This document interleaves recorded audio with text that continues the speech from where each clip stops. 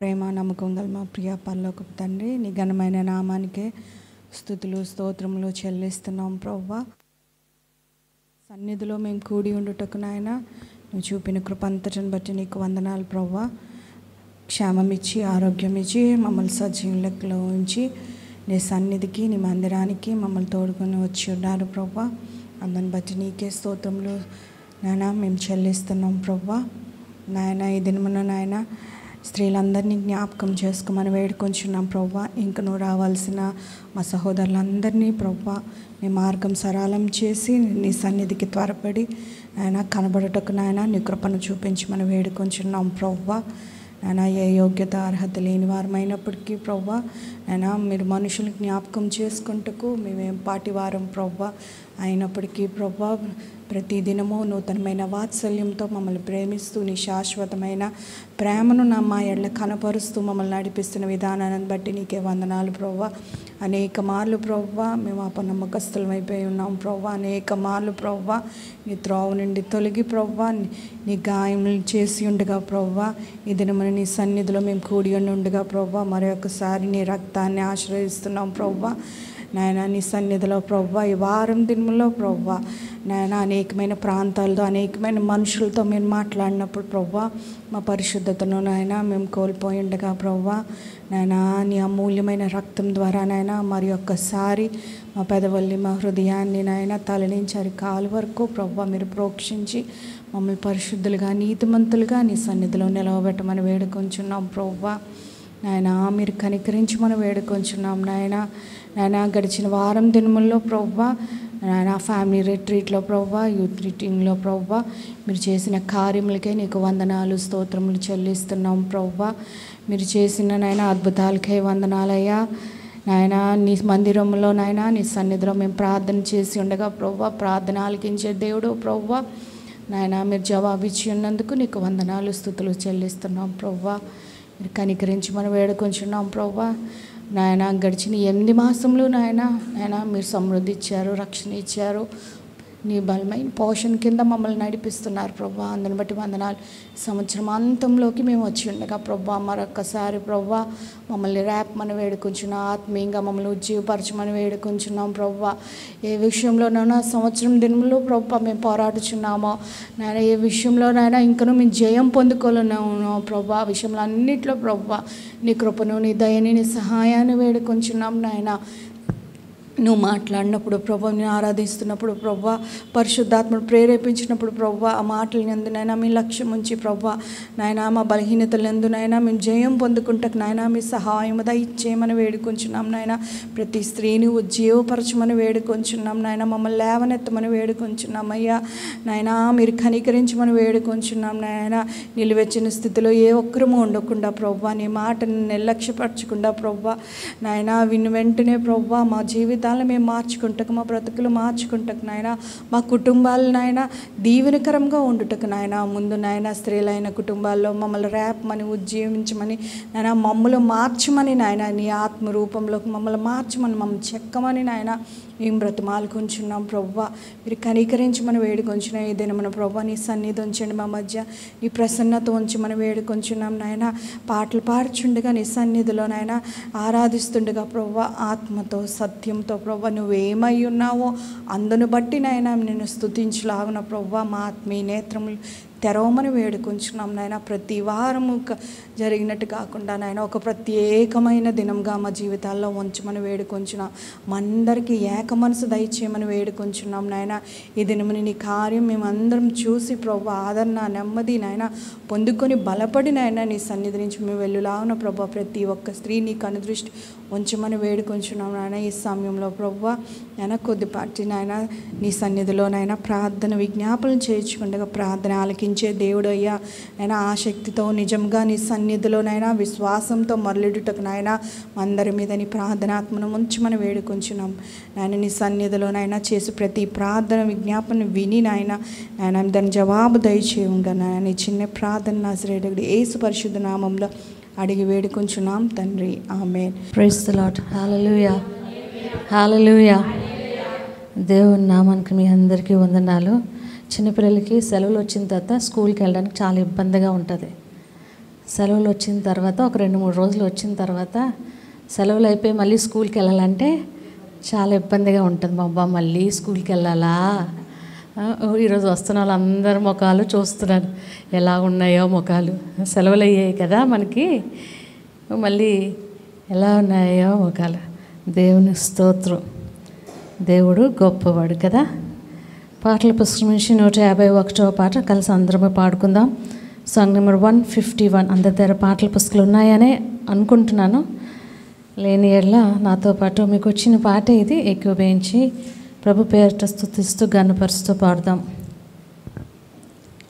హల్లెలూయా యేసు ప్రభున్ ఎల్లరూ స్తుతించుడి, వల్లభుని చర్యలను తిలకించి స్తుతించుడి, బలమైన పని చేయు బలవంతు స్తుతించుడి, ఎల్లరినీ స్వీకరించు యేసుని స్తుతించుడి, రాజుల రాజైన యేసురాజున్ భూజనులా నేలున్.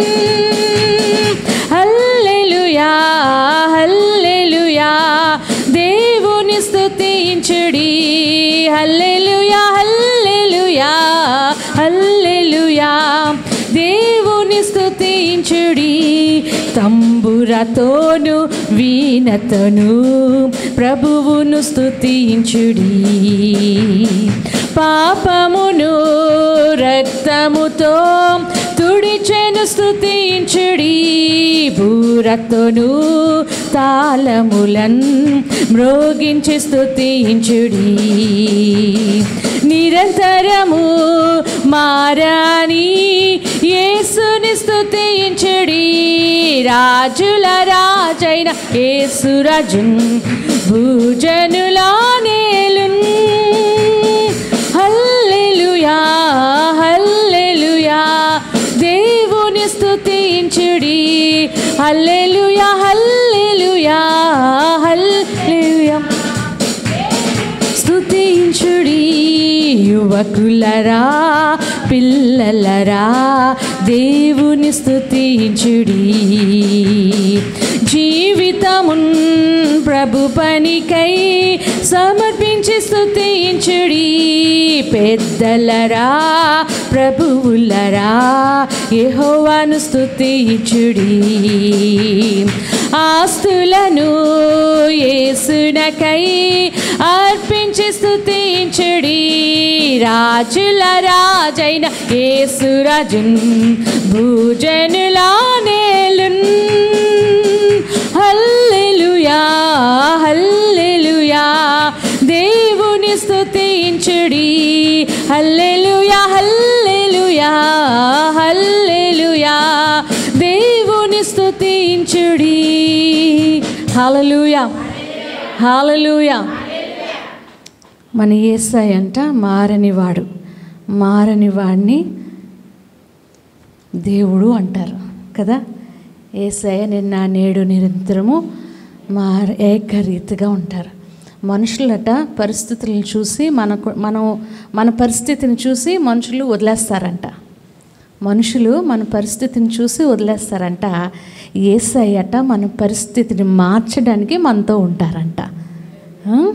యేసయ్య మన పరిస్థితిని మార్చడానికి మనతో ఉంటారు కనుక పరిస్థితులు మారినప్పుడు మనల్ని వదిలేసిన వారిని ప్రేమిద్దామా, లేదా మన పరిస్థితులను మార్చి బెటర్గా మంచి పరిస్థితుల్లోకి తీసుకెళ్ళే దేవుణ్ణి యేసయ్యని మర్చిపోదామా?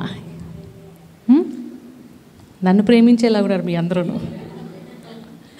యేసయ్యని ప్రేమిద్దాం అందరూ కలిసి. దేవునికి స్తోత్రం. మీ ముఖం మీద చిరునవ్వు రప్పించడానికి అలాగన్నాను, కానీ నన్ను ప్రేమించడం మటుకు మానీకండి. పాటల పుస్తకం నుంచి 229వ పాట పాడుకుందాం. ఇది కూడా అందరికీ వచ్చిన పాటే, నాకు చాలా ఇష్టమైన పాట ఇది. ఎప్పటికప్పుడు ఈ పాటను పాడుకుంటూ ఉంటుంటాను. నాకు చాలా నచ్చుతుంది ఈ పాట, చాలా ఇష్టం ఈ పాట. Song number 229.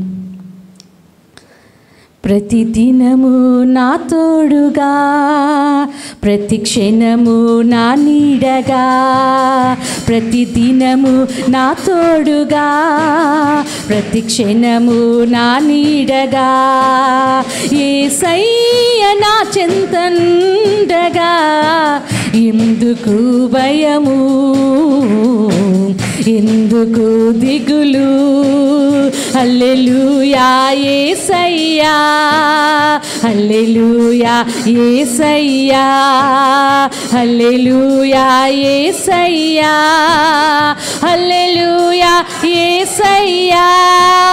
ప్రతి దినము నా తోడుగా, ప్రతి క్షణము నా నీడగా, ప్రతి దినము నా తోడుగా, ప్రతి క్షణము నా నీడగా.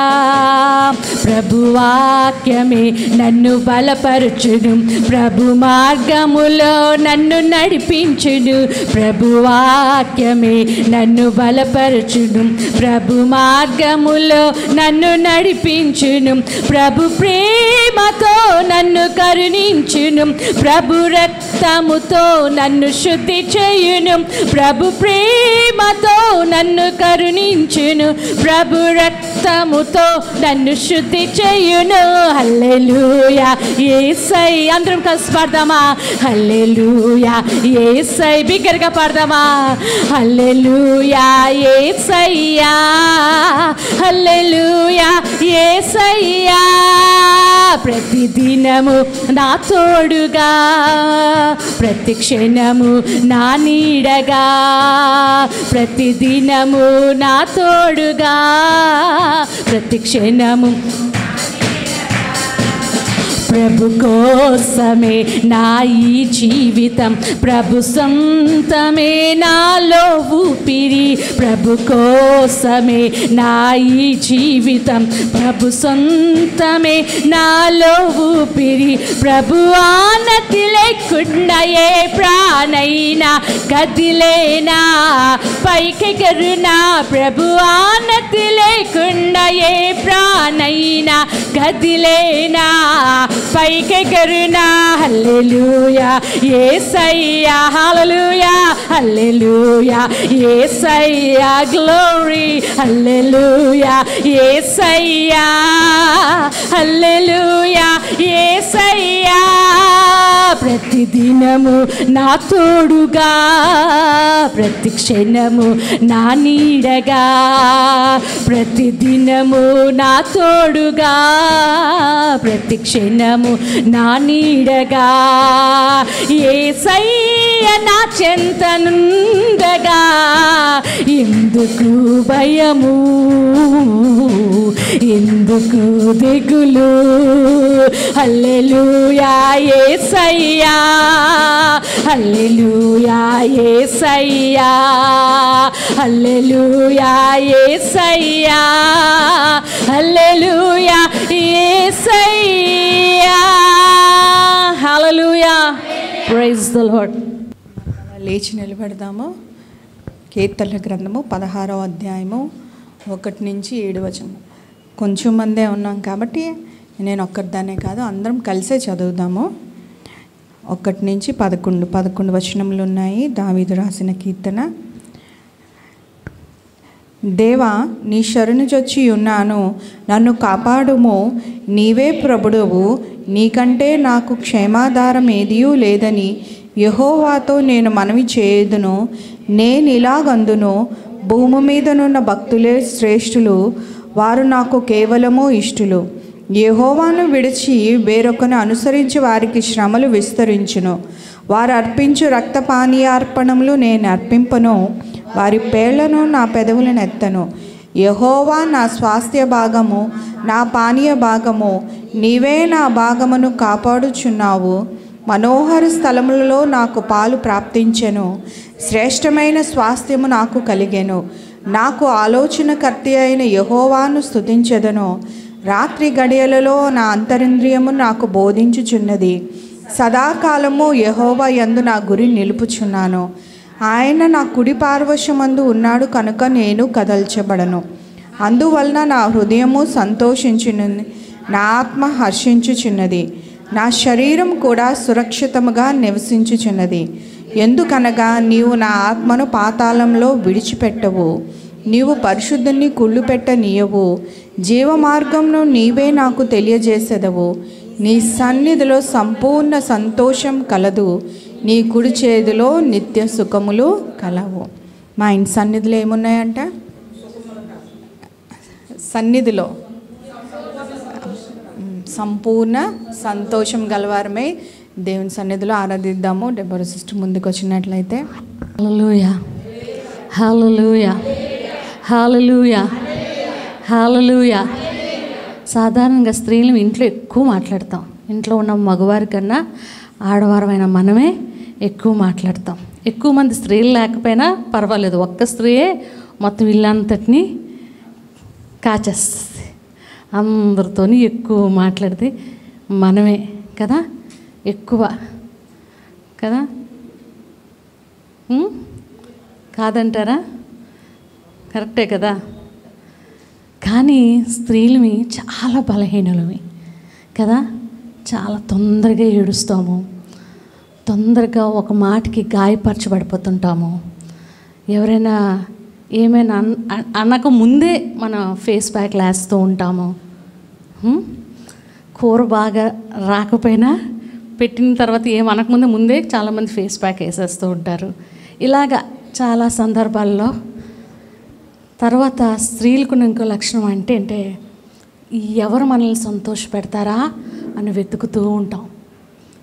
బిడ్డలు సంతోష పెడతారా, కూర వండిన తర్వాత మమ్మీ కూర సూపర్గా ఉంది అంటారా అనరా అని కనిపెడుతూ ఉంటాం. ఎందుకంటే ఆ ఒక్క మాట మనల్ని ఏం చేస్తుందంటే మళ్ళీ మళ్ళీ కూర వండేలాగా చేస్తుంది.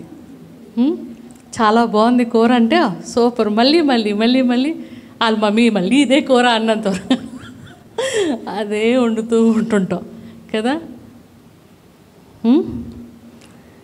కానీ ఈ సాయంకాల సమయంలో ఒకటి చెప్పడానికి ఇష్టపడుతున్నాను. ఎవరు మనల్ని సంతోషపెట్టినా సంతోషపెట్టకపోయినా, ఎవరు మనల్ని లెక్క చేసినా లెక్క చెక్కపోయినా, ఎవరు మనల్ని చూసినా చూడకపోయినా, నువ్వెంత చక్కగా తయారవో, నువ్వెంత బాగా వండుతున్నావో, లేదంటే నువ్వు ఇల్లుని ఎంత బాగా కాచుతున్నావో, అది ఎవరు చూసినా చూడకపోయినా యేసయ్య మనల్ని చూస్తూ ఉంటారు. అది ఆ సత్యాన్ని నాకు వివాహమయ్యి కొన్ని దినములు అయిన తర్వాత అది దేవుని దగ్గర నుంచి నేను గ్రహిస్తూ ఉంటే, ఆ ప్రేమను, ఆయన ప్రేమను గ్రహిస్తూ ఉంటే అప్పుడు నా మనోనేత్రాలు తెరవబడి ఎవరు నన్ను ప్రేమిస్తే ప్రేమించకపోతే ఏంటి, ఎవరు నన్ను లెక్క చేస్తే లెక్క చేయకపోతే ఏంటి, ఎవరు నీ కూర బాగుంది బాగోలేదు అంటే ఏంటి అనకపోతే ఏంటి, ఈరోజు నువ్వు చాలా అందంగా ఉన్నావు అని అంటే ఏంటి అనకపోతే ఏంటి, నా యేసయ్య నన్ను ఎప్పుడూ ప్రేమిస్తూనే ఉంటాడు, ఎప్పుడు నన్ను ఆదరిస్తూనే ఉంటుంటాడు. నా కళ్ళల్లో వెంబడి కన్నీరు వచ్చిన ప్రతిసారి ఎవరి దగ్గరికి వెళ్ళినా ఎందుకు ఎప్పుడు ఏడుస్తూ ఉంటావు అంటారు, ఎందుకు ఆమె ఎప్పుడు ఏడుమోహం పెట్టుకునే ఉంటుంది అంటారు, లేదంటే ఆవిడ ఎప్పుడు సాక్షికి నిలబడి ఏడుస్తూనే సాక్ష్యం చెప్తుంది అంటారు, ఏవేవో అంటుంటారు. కానీ యేసయ్య అలాగండు.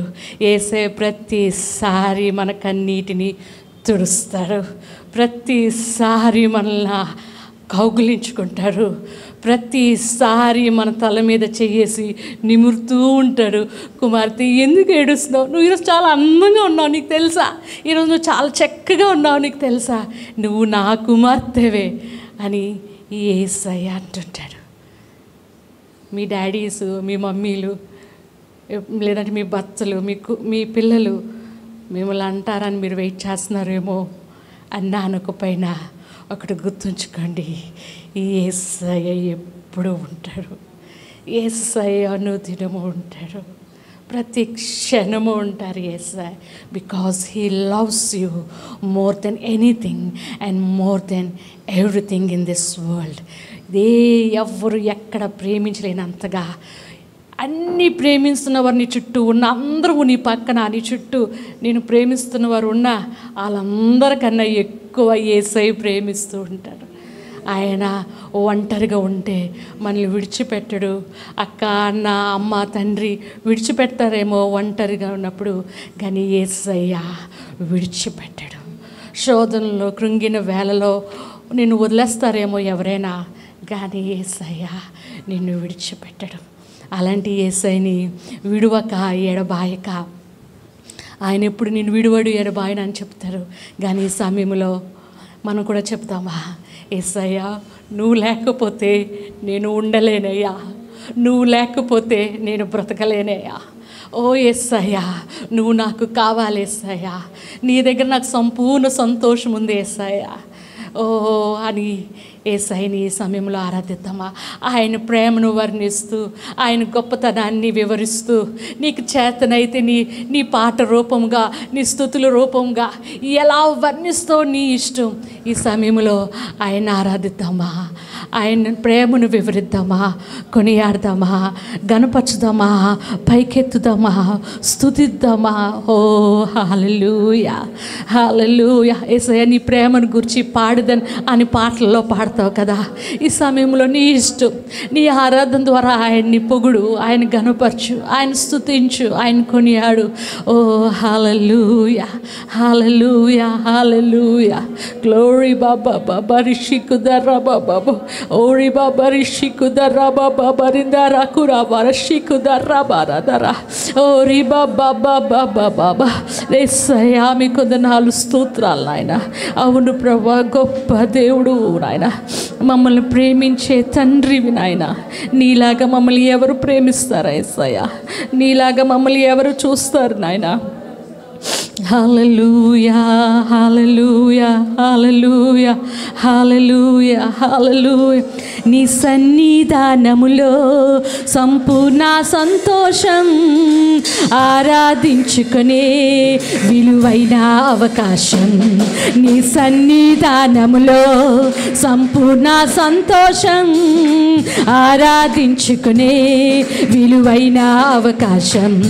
కోల్పోయినవన్నీ నాకు ఇచ్చుటకును, బాధల నుండి నన్ను కించుటకును. కోల్పోయినవన్నీ నాకు ఇచ్చుటకును, బాధల నుండి బ్రతికించుటకును. నీవే రాకపోతే నేనేమైపోదు. యేసయ్యా నీవే రాకపోతే నేనేమైపోదును. నేనుండాలేనయ్యా, నే బ్రతకాలేనయ్యా. అందరం కలిసి పడతామా, బిగ్గరగా పడతామా. నే బ్రతకాలేనయ్యా, నీ తోడే లేకుండా నేనుండాలేనయ్యా, నీ తోడే లేకుండా నేనుండాలేనయ్యా. ఒంటరి పోరు నన్ను విసిగించిన మనుషులెల్లరూ నన్ను తప్పు పట్టి. అందరూ పాడదామా, బిగ్గరగా పాడదామా, బిగ్గరగా బిగ్గరగా. ఇది సరిపోవట్లేదు ప్రియ సహోదరి. ఒంటరి వాడే 1000 మంది అన్నావు, నేనున్నానులే భయపడకు అన్నావు. ఒంటరి వాడే 1000 మంది అన్నావు, నేనున్నానులే భయపడకు అన్నావు.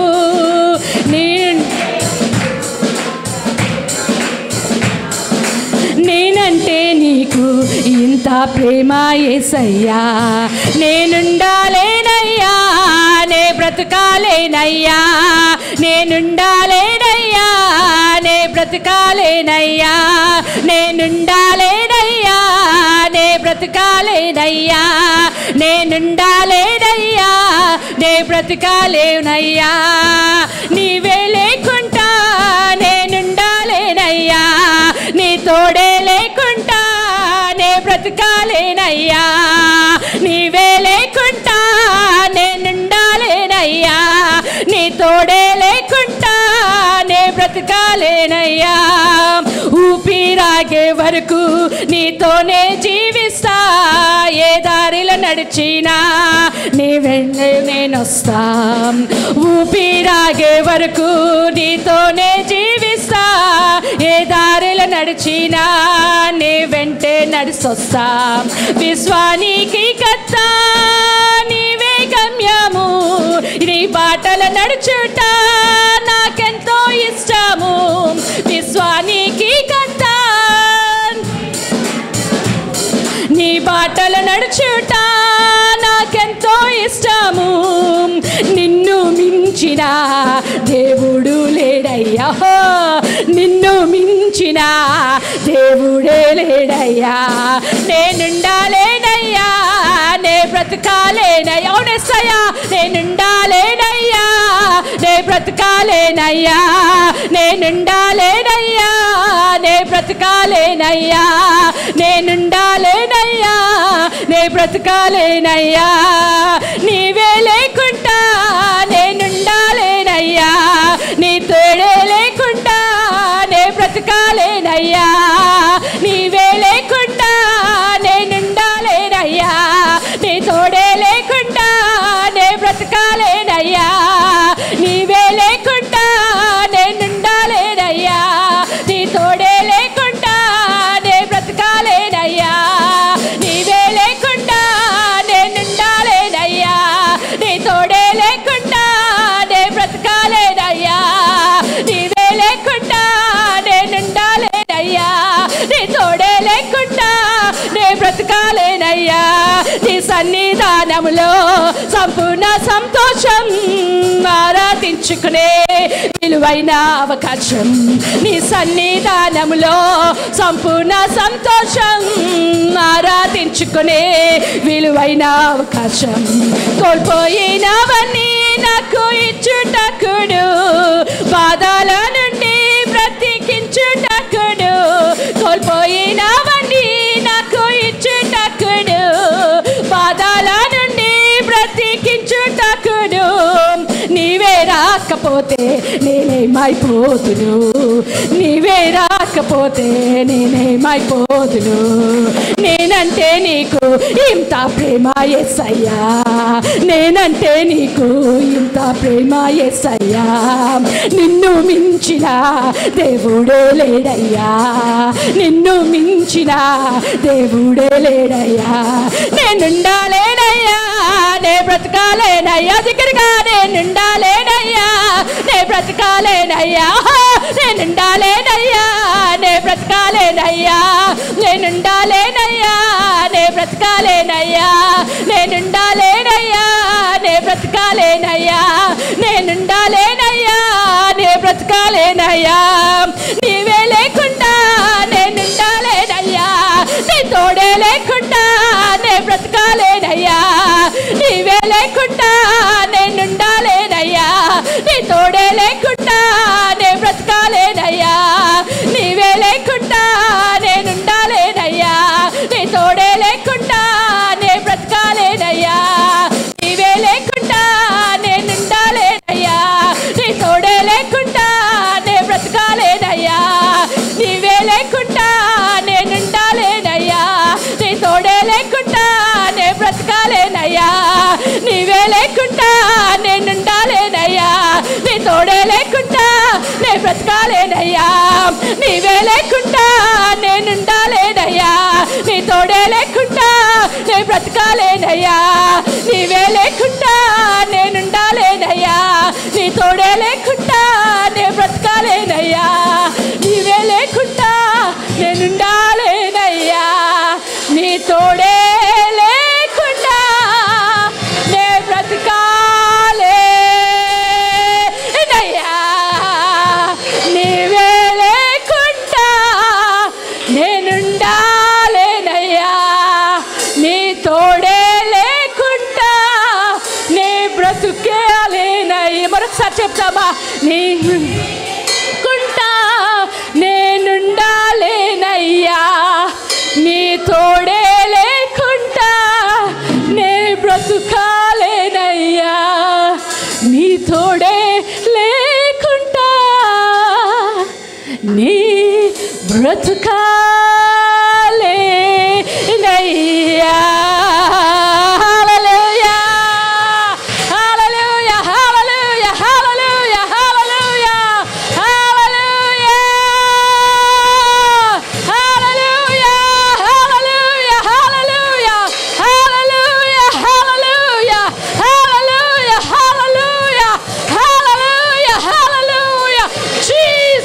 Jesus, yes,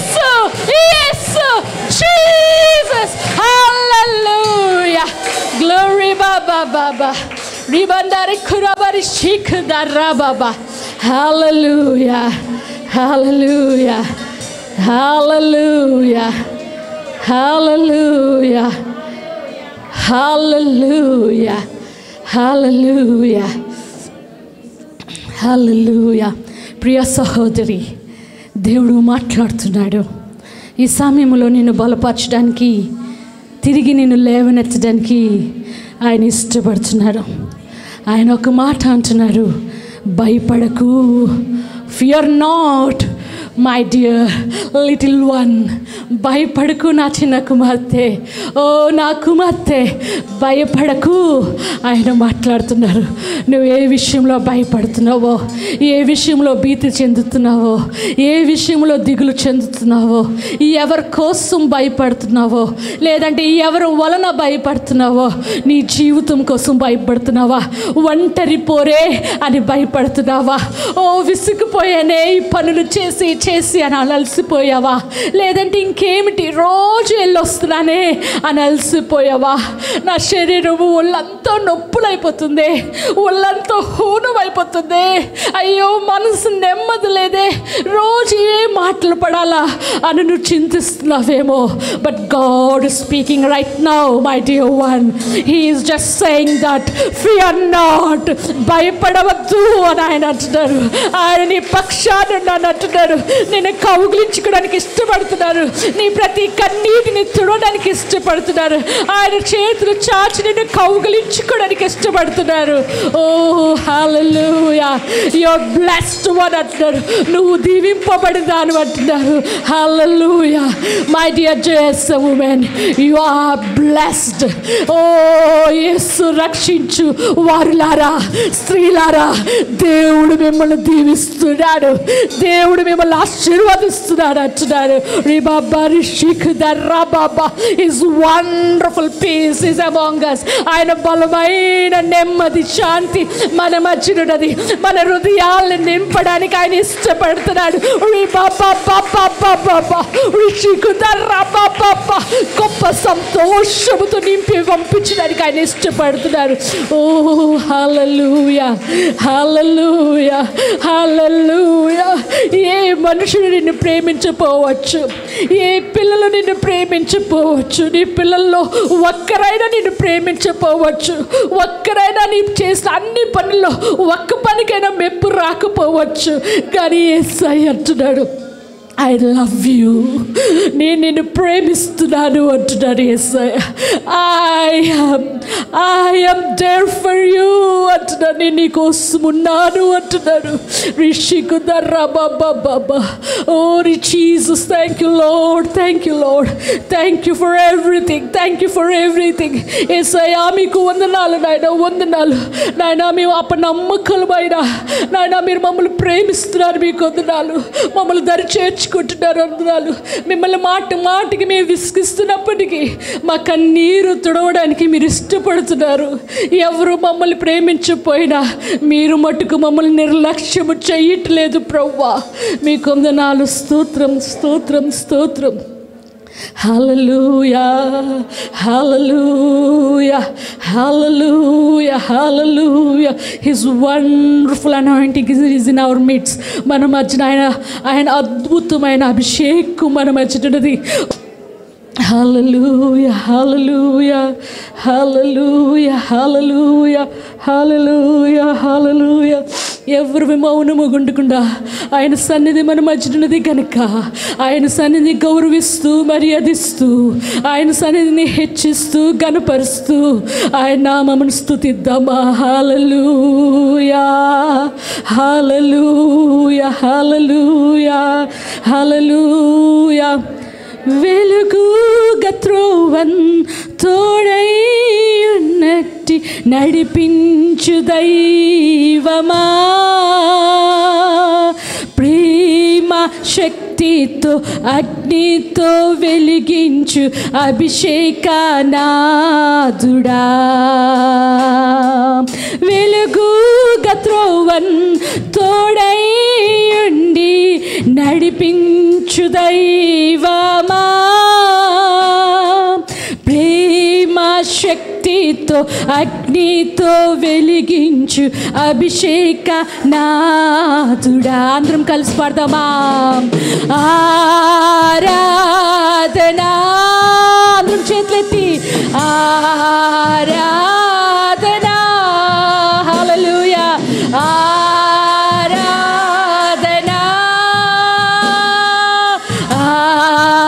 ఆరాధనా. నా ప్రియుడు యేసు నీకే, హల్లెలూయా, నా ప్రియుడు ప్రభు నీకే, నా ప్రియుడు యేసు నీకే, నా ప్రియుడు ప్రభు నీకే. ఈ వేళ ఉన్నట్టి రాబోవుచున్నట్టి మా గొప్ప రాజువు, నీ నామం హెచ్చున్, నీ రాజ్యం వచ్చున్, నీ చిత్తం నెరవేరని. ఏ వేళ ఉన్నట్టి రాబోవుచున్నట్టి మా గొప్ప రాజువు, నీ నామం హెచ్చున్, నీ రాజ్యం వచ్చున్, నీ చిత్తం నెరవేరని. ఆరాధనా, ఆరాధనా, ఆరాధనా, ఆరాధనా,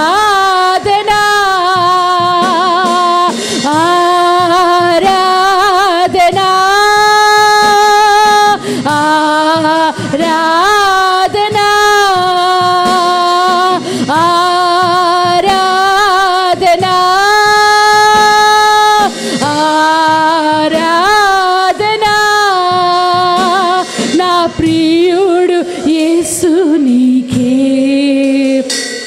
నా ప్రియుడు ప్రభు నీకే, నా ప్రియుడు యేసు నీకే, నా ప్రియుడు ప్రభు నీకే. పరిశుద్ధుడా మా యేసయ్య, సర్వశక్తి గల దేవుడా మీకు వందనాలు, అత్యున్నతుడా మీకు వందనాలు, సర్వాధికారి మీకు వందనాలు. నాయనా ఎన్నోసార్లు నాయన మిమ్మల్ని బాధ పెట్టినప్పటికీ, పలుమార్లు మిమ్మల్ని విసిగిస్తున్నప్పటికీ, నాయన ఉన్నతమైన ప్రేమతో నాయన మమ్మల్ని ప్రేమిస్తున్న తండ్రి మీకు వందనాలు. నాయన ఈ దినము నాయన గొప్ప ధైర్యముతో, గొప్ప నెమ్మదితో నాయన మేము తిరిగి వెళ్ళడానికి మీరు చూపిన కృపను బట్టి, వాత్సల్యమును బట్టి, ప్రేమను బట్టి నాయనా మీకు వందనాలు. హృదయాంతరంగము నుంచి మీ కృతజ్ఞతలు తెలియచేసుకుంటున్నాం ప్రభా. మిక్కిలి బలహీనమైన మమ్ములను ప్రభా నాయన మమ్మల్ని అనుదినము అనుక్షణము నాయన ప్రతిసారి బలపరుస్తున్నందుకు మీకు వందనాలు.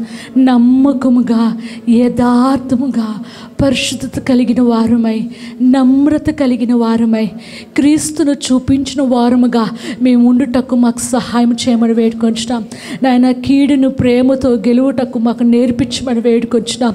ప్రతి మేలులను మీ యందు మేము పొందుకోవడము ఎలాగునో మాకు నేర్పించమని వేడుకొంచున్నాం. యేసయ్యా అపవాదిని ఎదిరించి నాయన నీ కొరకు నిలబట్టకు, బలమైన వారంగా నీ కొరకు ఉండుటకు మీ కృప చూపించమని వేడుకొంచున్నాను.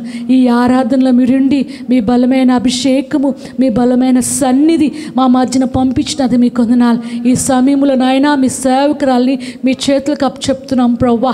నాయన మీరు మాట్లాడండి, మీరు బయలుపరచండి నాయన, మీరే మాతో మాట్లాడి మమ్మల్ని బలపరచండి. మీ కృప చూపించి నాయన కేవలం నాయన మీరు మాత్రమే మహిమ, ఘనత, ప్రభావములు పొందమని నజరేయుడగు యేసుక్రీస్తు నామములో అడిగి వేడుకొంచున్నాను తండ్రి. ఆమేన్, ఆమేన్. దయచేసి కూర్చుందాం. శుద్ధుడా, ప్రేమ గల తండ్రి, కృపగల దేవానైనా నాయన ఎంతైనా నమ్మదగిన దేవుడు అయ్యా. ఈ సన్నిధిలోనైనా స్త్రీలమైన మేమునైనా కొన్ని మాటలనైనా వినుటకు నువ్వు మాట్లాడితే అది మాకు మేలయ్యా, అది మాకు ప్రయోజనం తండ్రి. నాయన నీ సిలువ చాటును నన్ను మరుగుపరచండి ప్రభువా. నాయన మాకందరికీ కావలసిన మాటలు మాత్రమే మీరు మాట్లాడి ఈ దినమున నాయన మీరే మహిమ ఘనత ప్రభావాలు పొందుకోమని యేసు పరిశుద్ధ నామంలో అడిగి వేడుకొంచున్నాం తండ్రి. ఆమేన్. ఆమేన్. గుడి వచ్చిన స్త్రీలందరికీ ప్రభు పేరిట వందనాలు చెల్లిస్తున్నాను. అందరూ ఆలస్యంగానే వచ్చాం, కానీ సమయానికే ముగించుకోవడానికి మనం ప్రయత్నం చేద్దాము. నిర్గమకాండము 2వ అధ్యాయము 15 నుంచి. నిర్గమకాండము 2వ అధ్యాయము 15వ మాట నుంచి నేను చదువుతాను. ఫరో ఆ సంగతిని విని మోషేను చంపజూచెను, కానీ మోషే ఫరో ఎదుటి నుంచి పారిపోయి మిద్యాను దేశంలో నిలిచిపోయి ఒక బావి యొద్ద కూర్చుండెను. మిద్యాను యాజకుని 7 కుమార్తెలుండిరి. వారు వచ్చి తమ తండ్రి మందకు పెట్టుటకు నీళ్లు చేది తొట్లను నింపుచుండగా మందకాపరులు వచ్చి వారిని తోలివేసిరి. అప్పుడు మోషే లేచి వారిని సహాయం చేసి మందకు నీళ్లు పెట్టెను. వారు తమ తండ్రి అయిన రగుయేలు నొద్దకు వచ్చినప్పుడు అతడు, నేడు మీరింత త్వరగా ఎట్లు వచ్చితరనేను. అందుకు వారు, ఐగుప్తుడొకడు మందకాపరుల చేతిలో నుండి మమ్మల్ని తప్పించి వడిగా నీళ్లు చేది మన మందకు పెట్టిననగా అతడు తన కుమార్తెలతో, అతడెక్కడ ఆ మనుషుని ఎలా విడిచి వచ్చిద్రి, భోజనం అతను పిలుచుకొని రండెను. మోషే ఆ మనుషునితో నివసించుటకు సమ్మతించెను. అతడు తన కుమార్తె అయిన సిప్పోరాను మోషేకి ఇచ్చెను. ఆమె ఒక కుమారుని కనినప్పుడు మోషే, నేను అన్య దేశంలో పరదేశినై ఉంటిననుకొని వానికి గెర్షోము అని పేరు పెట్టెను. ఇక్కడ మనం చూసిన సంగతి ఏంటంటే, చదువుకున్నది ఏంటంటే, ఇక్కడ మోషే కొరకు రాస్తూ ఏంటంటే, ఒక ఐగుప్తులోని పెరుగుతున్నప్పుడు మోషే పెద్దవాడైన తర్వాత తనప్పుడు తన జనుల యొద్దకు వాళ్ళు ఏమై ఉన్నారో వాడిని తెలుసుకొనుటకు ఒకసారి అంతఃపురం నుంచి బయటకు వచ్చినప్పుడు ఒక ఐగుప్తుడు హిబ్రీని దెబ్బలాడుకుంటూ ఉన్నప్పుడు ఏం చేస్తాడంటే, ఎవరు లేని సమయంలో ఐగుప్తుడిని చంపి పాతి పెట్టేస్తాడు. ఆ తర్వాత మరుసటి రోజు మరలా అటువంటి గొడవే జరుగుతున్నప్పుడు ఇద్దరు పోట్లాడుచుండగా అప్పుడు అంటాడు, మరలా నువ్వు ఎందుకు నీ పొరుగువాన్ని నీ సహోదరుని నువ్వు కొట్లాడుచున్నావు అని అనగానే అప్పుడు వాడు అంటాడు, మా మీద నన్ను అధికారిగాను తీర్పరిగాను ఎవరు నియమించితిరి అని చెప్పగానే, అంటే నిన్నటి దినాన్న నువ్వు చేసినట్టుగానే ఏంటంటే నన్ను కూడా చంపవలనని అనుకునిచున్నావా అని. అంటే ఎవరూ లేనప్పుడు తను చంపేసి పాతి పెట్టేశాడు, కానీ తర్వాత అది తెలిసిన సంగతి, అదంతా ప్రజలకి తెలిసిందని సంగతి మనుషులకి తెలియని వార్త మోషే విన్న తర్వాత ఏమనుకుంటాడంటే, ఫరోకి కానీ ఈ సంగతి తెలిస్తే ఏంటంటే తన్ని చంపజూస్తాడు అని చెప్పేసి దాని మాటకు భయపడి ఆ తర్వాత ఏమవుతుందంట, మోషే ఏం చేస్తూ ఉంటాడంట, పారిపోయి ఫరో భయంతో చంపుతాడని పారిపోయి ఎక్కడికి వచ్చాడంట, మిద్యాను ప్రదేశానికి వచ్చి అక్కడ ఏం చేస్తాడంటే ఒక బావి వద్ద కూర్చుంటాడు. అక్కడ కూర్చున్నప్పుడు ఇత్రో కుమార్తె అయిన ఎవరు, సిప్పోరా, ఆయనకి 7 కుమార్తెలు ఉంటారు. ఇత్రో అనేవాడు యాజకుడు. అక్కడికి వచ్చిన తర్వాత ఆయన మందల్ని మేపడానికి తన కుమార్తెలు వచ్చినప్పుడు అక్కడ ఉన్న కొంత గొర్రెల కాపర్లు ఏం చేస్తుంటారంటే ఆ నీళ్లు చేదుకోకుండా ఆటంకపరుస్తూ ఉంటారు, ఇబ్బంది పెడుతూ ఉంటారు.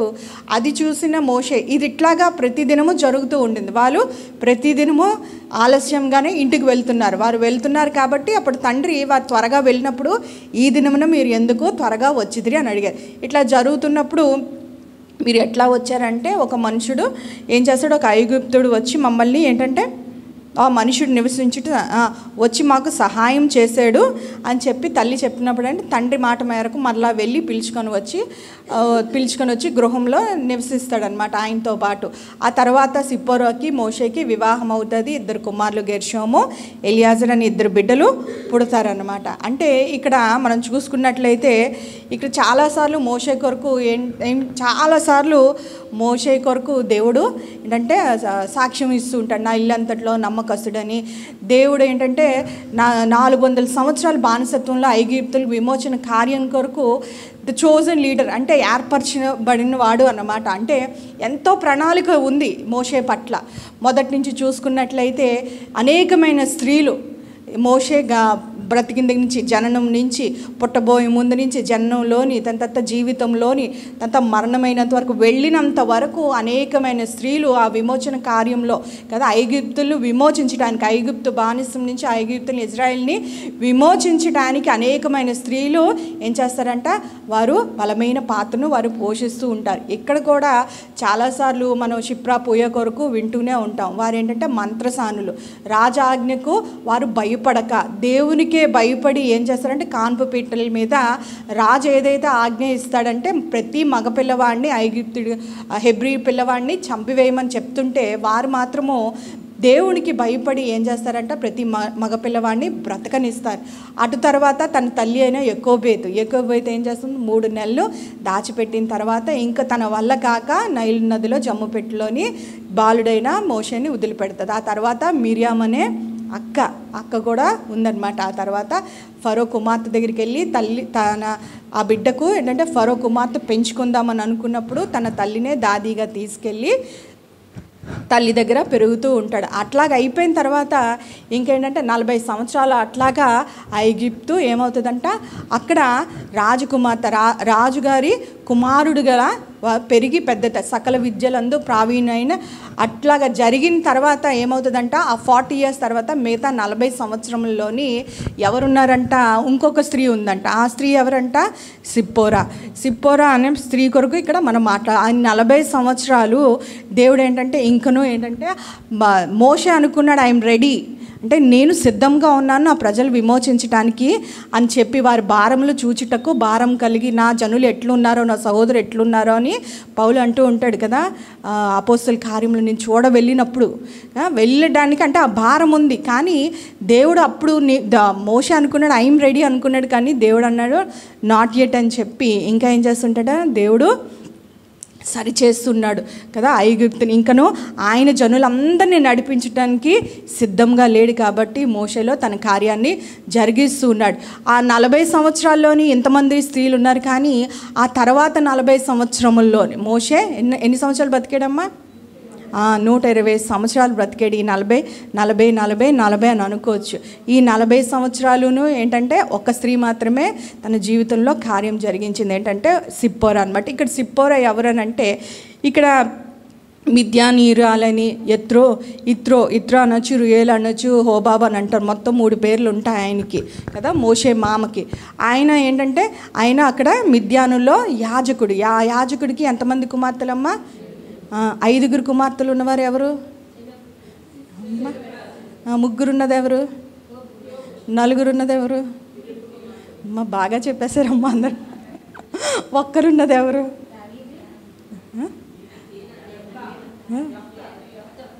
ఇంకా అక్స, ఇంకా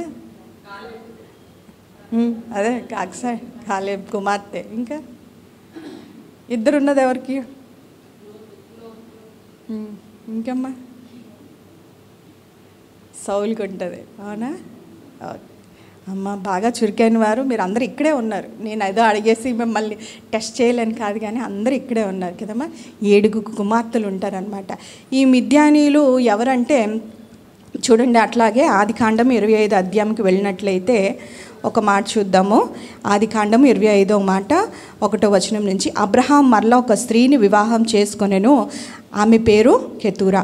ఆమె అతనికి జిమ్రాము, యక్షాను, మేదాను, మిద్యాను, ఇష్బాకు, యహావు అను వారిని కనెను. మధ్యలోని 4వ పేరు చూడండి, ఎవరమ్మా, అబ్రహాము శారా తర్వాత ఇంకొక స్త్రీని వివాహం చేసుకుంటారు, ఆమె పేరు కెతూరా. కెతూరాకి ఎంతమంది ఉంటారు, 6 ఉంటే ఆ కుమారుల్లోని 4వ వాడైన మిద్యాను. వీరు కూడా అంటే మిద్యానీయులు ఏంటంటే అబ్రహాము సంతానం అయినప్పటికీ కూడా మిద్యాను ప్రాంతంలోని ఆయన ఇంకొక ప్రాంతంలోని నివసించారు కాబట్టి, అంటే సౌదీ అరేబియా లేదంటే కూషు దేశంలోని ఇథియోపియా దేశంలోని కొంచెం వెళ్ళి అక్కడ సెటిల్ అయ్యారు కాబట్టి ఆ ప్రాంతాన్ని అంతా మిద్యానీయులు అంటారు. కానీ అంటే వారు దేవుణ్ణి ఎరిగిన వారే, కానీ వీరికి ఉన్నన్ని కట్టడలు వారికి తెలిసి ఉండకపోవచ్చు. కానీ అందుకే ఇక్కడ ఏంటంటే యాజకుడు అని అన్నారు. ఇత్రోను కూడా 7 మంది కుమారులు ఉంటారు. ఇక్కడ ఏమవుతుందంటే సిప్పోరా కోసం మనం చూసుకున్నట్లయితే ఆమె ఏం చేస్తుందంట, తండ్రికి విధేయురాలైన కుమార్తెగా మనం చూడొచ్చు కదా. మందను అంటే దాన్ని మేపడం, దానికి నీళ్లు పెట్టడం అంటే చిన్న పని కాదు. చురుకుగా ఉండాలి, కష్టపడే మనస్తత్వం ఉండాలి. కానీ ఏం చేసిందంట, ఇక్కడ మనం వారందరూ మంద కాపర్లు వచ్చి తోలివేస్తున్నారంట. వీరిని ఆటంకం పరుస్తున్నప్పటికీ కూడా తన సహోదరులతోని సిప్పోరా ఏం చేస్తుంది, వెళ్ళి ఏంటంటే ఎక్కడ జగడమాడినట్టుగా చూడట్లేదు, గొడవ పడుతున్నట్టు మనం అయితే చూడలేదు. కానీ అనేక దినముల నుంచి అవి ఉండొచ్చు. ఎందుకంటే ఈరోజు ఈ దినాన్ని ఎందుకు మీరు త్వరగా వచ్చారని మనం అనుకున్నాం కదా. అట్లా అంటే ప్రతిసారి ఆలస్యం అవుతుంది వారు ఉండటం వల్ల, వారు ఆటంకపరచడం వల్ల అట్లాగవుతుంది. కానీ ఈమెయితే ఏం చూస్తుందంటే తండ్రికి విధేయురాలైన అంటే కుమార్తెగా ఉంది కదా. తనకు అప్పచెప్పిన బాధ్యతలన్నీ ఎంత ఆలస్యమైనప్పటికీ తను అన్నీ చేసుకుంటూ, ఎవరితో గొడవాడుకుంటూ, మంచి సాక్ష్యాన్ని కాపాడుకుంటూ వచ్చిన దానిగా ఉంది. ఆ తర్వాత మంచి ప్రవర్తన కలిగిన దానిగా ఉంటుంది. ఎందుకంటే పెద్దదని చెప్పేసి అదేంటంటే అడ్వాంటేజ్గా తీసుకొని అధికారాన్ని తను ప్రదర్శించి ఎలాగైతే ఇట్లా సహాయం చేశాడని ఎరగని మనిషికి ఏంటంటే ఇంట్లో అయితే పిల్లలు లేదు. కానీ ఏం చెప్పిందంట, తండ్రి చెప్పినప్పుడు మాత్రమే, తండ్రి ఆదేశానుసారం మాత్రమే వెళ్ళి, ఎవరు నువ్వు ఇంట్లో వచ్చేసావు, ఎవరు అది నువ్వు వెళ్ళి పిలుచుకొనిరా అని చెప్పినప్పుడు మాత్రమే వెళ్ళి పిలుచుకొని గృహంలో ఆహ్వానించిన ఒక కుమార్తెగా మనం చూస్తాం. ఆ తర్వాత తండ్రికి ఏంటంటే తన తండ్రి ఇష్టానుసారంగా ఏం చేసిందంటే వివాహాన్ని కూడా దేవుని చిత్తానుసారంగానే మరి చేసుకున్నట్టు మనకు కనబడుతుంటుంది మోషే ద్వారా. అంటే ఇప్పుడు మోషే ఎక్కడున్నాడంట, ముందులాగా ఐగుప్తులకు రాజకుమారుడైతే కాదు, కానీ ఇప్పుడు ఏంటంటే టోటల్ జీరో. తన తండ్రి అంటే ఎవరు యాజకుడైన రఘుయేలు ఏంటంటే ఏం చేస్తున్నాడంటే తన మందలు కాస్తున్నాడు. అంటే టోటల్గా ఏమైపోయాడంటే జీరో పొజిషన్కి వచ్చేసి ఉన్నాడు. ముందు ఎంత వైభవం ఉందో, ఎంత రాజరికరం ఉందో మనకైతే మరి సిప్పోరాకి చెప్పాడో, మామకి చెప్పాడో అయితే మనకు తెలియదు అయితే, కానీ ఇక్కడ రాయబడలేదు. కానీ ఇప్పుడు ఏంటంటే చాలా దీన స్థితి నుంచి మళ్ళీ ఫ్రమ్ ద జీరో ఈ హ్యాస్ టు స్టార్ట్ అగైన్ అనమాట, మళ్ళీ మొదలు పెట్టాలి. అటువంటి స్థితిలో కూడా ఏం చేసిందంటే ఇద్దరు కుమారులు కనింది అని అంటే భర్తతో ఏంటంటే కష్టమందు సుఖమందు అన్ని విషయంలోనే తను ఉంది. అనారోగ్యమందు ఏంటంటే బలహీన పడిపోయినప్పుడు, లేదంటే డబ్బులు సంపాదించినప్పుడు, భర్త నష్టపోయినప్పుడు, లేదంటే దీన స్థితిలో ఉన్నారని భర్తను అలక్ష్యం చేయలేదు. కానీ తన భర్తకు లోబడింది. అప్పుడు వరకు బిడ్డలు కనేంత వరకు అన్ని విషయాల్లోని లోబడుతూ వస్తూ ఉండేదన్నమాట. పేతురు రాసిన పత్రికలో ఉంటుంది, మొదటి పేతురు ఏంటంటే పరిశుద్ధమైన స్త్రీలు తమ భర్తలకు లోబడుట ద్వారా తమను తాము అలంకరించుకున్నారు. అట్లాగే ఈ స్త్రీ కూడా సిప్పోరా ఏం చేసిందంటే తన భర్తకు లోబడి ఉంది. సంఘము ఏంటంటే ప్రభుకి ఎట్లాగైతే లోబడినట్లుగా భార్య కూడా భర్తకు లోబడే స్త్రీగా తను తాను అలంకరించుకుంది అని మనం చూసుకోవచ్చు. అట్లాగైన తర్వాత కొన్ని దినములు అయితే దేవుడి తర్వాత మనకు తెలుసు, అది అందట్లోకి వెళ్ళాం. కానీ అంటే మండుతున్న పొద నుంచి దేవుడు మాట్లాడుతూ ఉంటాడు మోషేతో మాట్లాడి, నువ్వు ఇప్పుడు సమయమైంది, నువ్వు ఎక్కడికి వెళ్ళాలి, నువ్వు దేశానికి వెళ్ళాలి, ఐగుప్తు దేశం నుంచి, బానిసత్వం నుంచి ఇజ్రాయెల్ అందరినీ నువ్వు విడిపించాలి. వారి మొరను నేను విన్నాను, నేను చూశాను, నేను ఆలకించి ఉన్నాను. కాబట్టి నువ్వు వెళ్ళి నా పక్షంగా ఫరో ఎదుట నా ప్రజల్ని విడిపించమని చెప్తున్నప్పుడు దాని తర్వాత చూడండి 4వ అధ్యాయము 20వ మాట, 18వ మాట. అటు తర్వాత మోషే బయలుదేరి తన మామయ్య అయిన యిత్రో దగ్గరకు తిరిగి వెళ్ళి సెలవైన ఎడల నేను ఐగుప్తులోనున్న నా బంధువుల యొద్దకు మరలా పోయి వారు ఇంకా సజీవులై ఉన్నారేమో చూచెదని అతనితో చెప్పగా, యిత్రో క్షేమంగా వెళ్ళమని మోషేతో అనేను. అంతటి యెహోవా నీ ప్రాణమును వెతికిన మనుషులందరూ చనిపోయారు కనుక ఐగుప్తునకు తిరిగి వెళ్ళమని మిద్యానులో మోషేతో చెప్పగా. అంటే ఇక్కడ ఏం చేసిందంట సిప్పోరా సంగతి ఇంకొకటి చూస్తుంటే, దేవుడి కార్యము దేవుని పని మీద మోషే వెళ్తున్నాడు కాబట్టి తన మామ దగ్గర సెలవు పుచ్చుకున్న తర్వాత నేను ఇట్లా నా బంధువుల దగ్గరికి వెళ్తున్నాను అని చెప్పి బయలుదేరిన తర్వాత ఇక్కడ మనం సిప్పోరాను చూసుకున్నట్లయితే అంతవరకు పుట్టింది పెరిగింది ఆ ఊర్లోనే, నేను రాను అని చెప్పి మనం లేదంటే అభ్యంతపరిచినట్టుగా వెనక్కు లాగినట్టుగా ఈ స్త్రీను మనం చూడలేదు కదా. The most important decision. అంటే ఆ టైంలోని సిప్పోరా కానీ వెనక్కి లాగినట్లయితే, అభ్యంతరం చెప్పినట్లయితే దేవుని కార్యము జరగకుండా ఆగదు. కానీ ఒక ఇంతంటే ఏంటంటే మోషేకి ఏంటంటే కుటుంబంలో నెమ్మది లేకుండా, అట్టి విధంగా ఎటువంటి ఆటంకం లేకుండాను, అభ్యంతరం లేకుండా, అనుమానం లేకుండా కదా, ఎవరైతే ఎక్కడైతే ఉన్నారో పారిపోయి వచ్చేసాడు ఆ భర్త. ఆ దేశం నుంచి, ఐగుప్తు దేశం నుంచి తన ప్రాణాలు అరిచేతిలో పెట్టుకొని పారిపోయి వచ్చిన తర్వాత మరలా పరిస్థితులు ఎట్లాగుంటాయో, దీనికి రుజువేమీ లేకుండానో విశ్వాసం కలిగి ఏం చేస్తుందంట, ఏమో దేవుడు మాట్లాడాడు, నా భర్త చెప్పాడు, దేవుడు విడిపించడానికి నా భర్తను వాడుకుంటాను అని అంత మాత్రమే, మాట మాత్రమే ఉంది. రుజువు సాక్ష్యాలు అంటే ఏమీ లేవు. కానీ విశ్వాసం వల్ల, అంటే విశ్వాసం ఎట్లాగా, కన్నుచూపుతోని, వెన్నుచూపుతోని, చెప్పండి అమ్మా,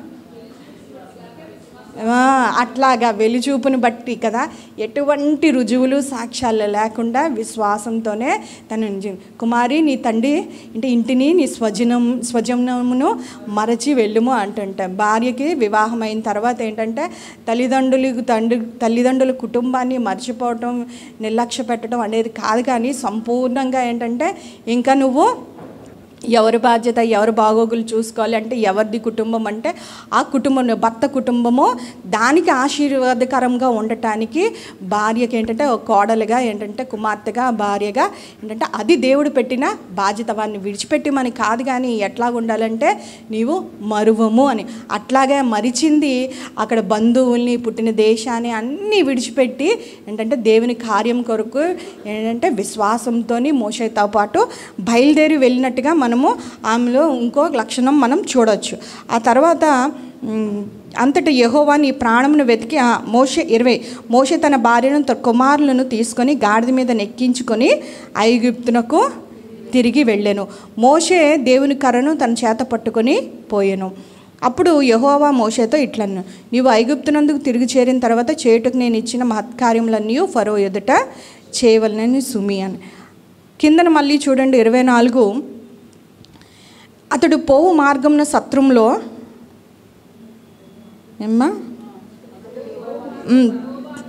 ఎదుర్కొని అతన్ని చంపచూడగా, అతడు పోవు మార్గంన శత్రువులో యెహోవా అతన్ని ఎదుర్కొని అతన్ని చంపచూడగా కదా. తను వెళ్తున్నప్పుడు ఈ మార్గంలో ఏమైందంట, యెహోవా ఎవరిని చంపచూడగా, అతన్ని ఎదుర్కొని అతన్ని చంపచూడగా, అంటే మోషేని కదా. ఇదేంటిది, దేవుడే మాట్లాడాడు, దేవుడే పిలిచి ఉన్నాడు. ఇటువంటి మహత్కార్యం చేయటానికి దేవుడు ఏర్పాటు చేసిన ఇజ్రాయెల్ని విడిపించడానికి ఎన్నుకొని ఏర్పాటు చేయబడిన నాయకుడు ఏమైందంట, దేవుడు ఏం చేస్తున్నాడంట, పిలిచానని దేవుడు, వెళ్ళమని దేవుడు ఏమైంది, చంపుతాడా? చూడండి అక్కడ ఒక అనూహ్యమైన పరిస్థితిని, ప్రమాదకరమైన పరిస్థితిని ఎదుర్కొన్నప్పుడు, ఎందుకు అంట అప్పుడు ఏం చేసిందంట, సిప్పోరా వాడిగల రాయి తీసుకొని తన కుమారుడిని సున్నతి చేసి అతని పాదముల యొద్ద అతన్ని పడవేసి, నిజముగా నీవు నాకు రక్త సంబంధమైన పెనివిటివైతే నేను అంతటా ఆయన అతన్ని విడిచెను. అప్పుడు ఆమె ఆ సున్నతిని బట్టి నీవు నాకు రక్త సంబంధమైన పెనివిటివైతిని. చూడండి, దేవుడు ఆజ్ఞలు చాలా కఠినంగా ఉంటాయి. మోషే లేదు, యాజకుడని లేదు, పాస్టర్ అని లేదు, దేవుడికి అందరూ సమానమే, ఏ భేదమో లేదు, పక్షపాతం లేదు. దేవుడు ఏంటంటే సున్నతి పొందిన ఇజ్రాయెల్ని విడిపించటానికి మోషేని ఏర్పరచుకున్నప్పుడు మోషే కుటుంబంలో ఏముంది, ఒక లోటు ఉంది, ఒక వెలుతుంది. బహుశా అక్కడ మిద్యానీరాలు అయినప్పటికీ కూడా మోషే చెప్పే ఉండుంటాడు కదా, చెప్పే ఉండుంటాడు, ఇట్లా సున్నతి చేయడం అనేది మాకు కట్టటి, అబ్రహాంకి దేవుడు ఇచ్చిన ఇది ఒక కట్టడ నిబంధన, దానికి రుజువే ఈ సున్నతి అని చెప్పే ఉన్నాడు. కానీ అన్ని విషయాల్లోని లోబడుతూనే వచ్చింది. అన్ని విషయాలు సానుకూలంగా భర్తకి చేదోడు వాదోడుగా అన్ని పరిస్థితుల్లో ఉన్నప్పటికీ కూడా కొన్ని విషయంలోని ఇక్కడ చూసినట్లయితే చెప్పుంటాడు కదా, ఖచ్చితంగా చెప్పే ఉంటాడు. కాబట్టి వెనువెంటనే రియాక్ట్ అయ్యి అటు వెంటనే ఏంటంటే ఇంకా టైం లేదు ఏదైనా ఆలోచించడానికి కానీ పరామర్శించడానికి, మాట్లాడి డెసిషన్ తీసుకోవడానికి అట్లా లేదు. ఎందుకంటే యెహోవా ఏం చేస్తున్నాడంటే ఎదుర్కొని చంపజూర్చెను అని ఉంటుంది ఖచ్చితంగా. ఆ తర్వాత వెంటనే సిప్పోరా ఏం చేసిందంట, ఒక వాడిగల రాయిని తీసుకొని సున్నతి చేయించింది. అంటే ఏంటంటే ఈ స్త్రీ ఏం చేసిందంట, అప్పుడు మోషే చెప్పుండొచ్చు ఇట్లాగా సున్నతి చేయండి. చూడండి ఆదికాండము 17వ అధ్యాయంలోని 9వ మాట చూద్దాము. 17:9 మరియు దేవుడు నీవు మాత్రమే కాక నీ తరువాత వారి తరముల్లో నీ సంతియు నా నిబంధనను గైకొనవలను. నాకును నీకును నీ తర్వాత నీ సంతతికి మధ్య మీరు గైకొనవలసిన నా నిబంధన ఏదనగా మీలో ప్రతి మగవాడును సున్నతి పొందవలను. మీరు మీ గోప్యాంగ చర్మమును సున్నతి పొందవలను. అది నాకు మీకును మధ్యనున్న నిబంధనకు సూచనగా ఉండును అంట. 8 దినముల వయసు గలవాడు అనగా నీ ఇంట పుట్టినవాడైనను ఏంటంటే నువ్వు వెండితో కొనబడిన అన్యుడైనను ఎవరైనప్పటికీ కూడా నీ ఇంటిలో ఎవరు ఉండాలంట, అది నీకు నాకు నిబంధన. చూడండి, ఏదైనా డీల్ ఎవరన్నా కంపెనీ ఎవరితోనా వేరే కంపెనీతోని సైన్ చేసుకున్నారు, ఇట్లాగే ఇన్ని మనం ఒకవేళ రెజ్యూమ్ ఇచ్చి కంపెనీలో జాయిన్ అయ్యాం అనుకోండి, ఒక డీల్ ఉంటుంది, సంతకం పెడుతూ ఉంటారు. అది ఏంటంటే ఆ పేపర్స్ ఏంటంటే అవి సూచన, అవి ఎవిడెన్స్ అన్నమాట. అట్లాగే దేవుడు అబ్రహాంతో వాగ్దానం చేస్తూ నేను దీవిస్తాను, గొప్ప జనంగా చేస్తాను, నీ తరములని ఏంటంటే నిత్యము నువ్వేంటంటే నిబంధన చేస్తున్నాడు. ఆ నిబంధనకి సూచనగా ఏంటంటే నీ శరీరం అందు అదేమవ్వాలంట, సున్నతి ఒక సూచనగా ఉండాలి. నీ శరీరం అందు అదే నిత్యమైన నిబంధన సూచనగా ఉండటానికి నీ మగపిల్లవాడు, నీ ఇంటిలో పుట్టిన ప్రతి మగపిల్లవాడు, దానికి కండిషన్స్ కూడా చెప్తాడు. లేవి కాండంలో వచ్చిన తర్వాత 12వ అధ్యాయంలో చెప్తుంటాడు. అది ఏ దినాన్ని ఎవరెవరు చేయించుకోవాలి అవన్నీ చెప్పిన తర్వాత ఇటువంటిది ఏంటంటే అబ్రహాంకి చెప్పిన తర్వాత ఏంటంటే ఆ కట్టడ కదా కొన్ని విషయాల్లో ఏంటంటే జాగు చేస్తుంటాం, జాప్యం చేస్తూ ఉండుంటాం. అన్నీ వినింది కాబట్టి కానీ వద్దనిందేమో, తర్వాత చేద్దామనిందో. లేదంటే చూడండి, లేవి షిమ్యోనులు ఏంటంటే వీడైనా దీనాన్ని చెరిపిన తర్వాత ఎందుకు దీనాన్ని రాజుకి ఇవ్వనని అంటూ ఉంటారంటే, ఎందుకంటే అది అంటే అవమానం, ఇజ్రాయేల్కి సున్నతి లేని వానికి ఇచ్చి వివాహం చేయడము అది అవమానం అని చెప్పి వారు సున్నతి చేయించుకున్న తర్వాత 3 దినములు వాళ్ళు నొప్పిలోని బాధలో ఉన్నప్పుడు మరలా ఏంటంటే లేవి షిమ్యోను వారిని ఆ ఊరి వారందరినీ హతం చేస్తుంటారు. అంటే మేబీ ఏంటంటే తను ఏ రీజన్ బట్టి ఏమో మరి ఇదంటే వద్దని అనుండొచ్చు, లేదంటే నిర్లక్ష్యం చేసి ఉండొచ్చు.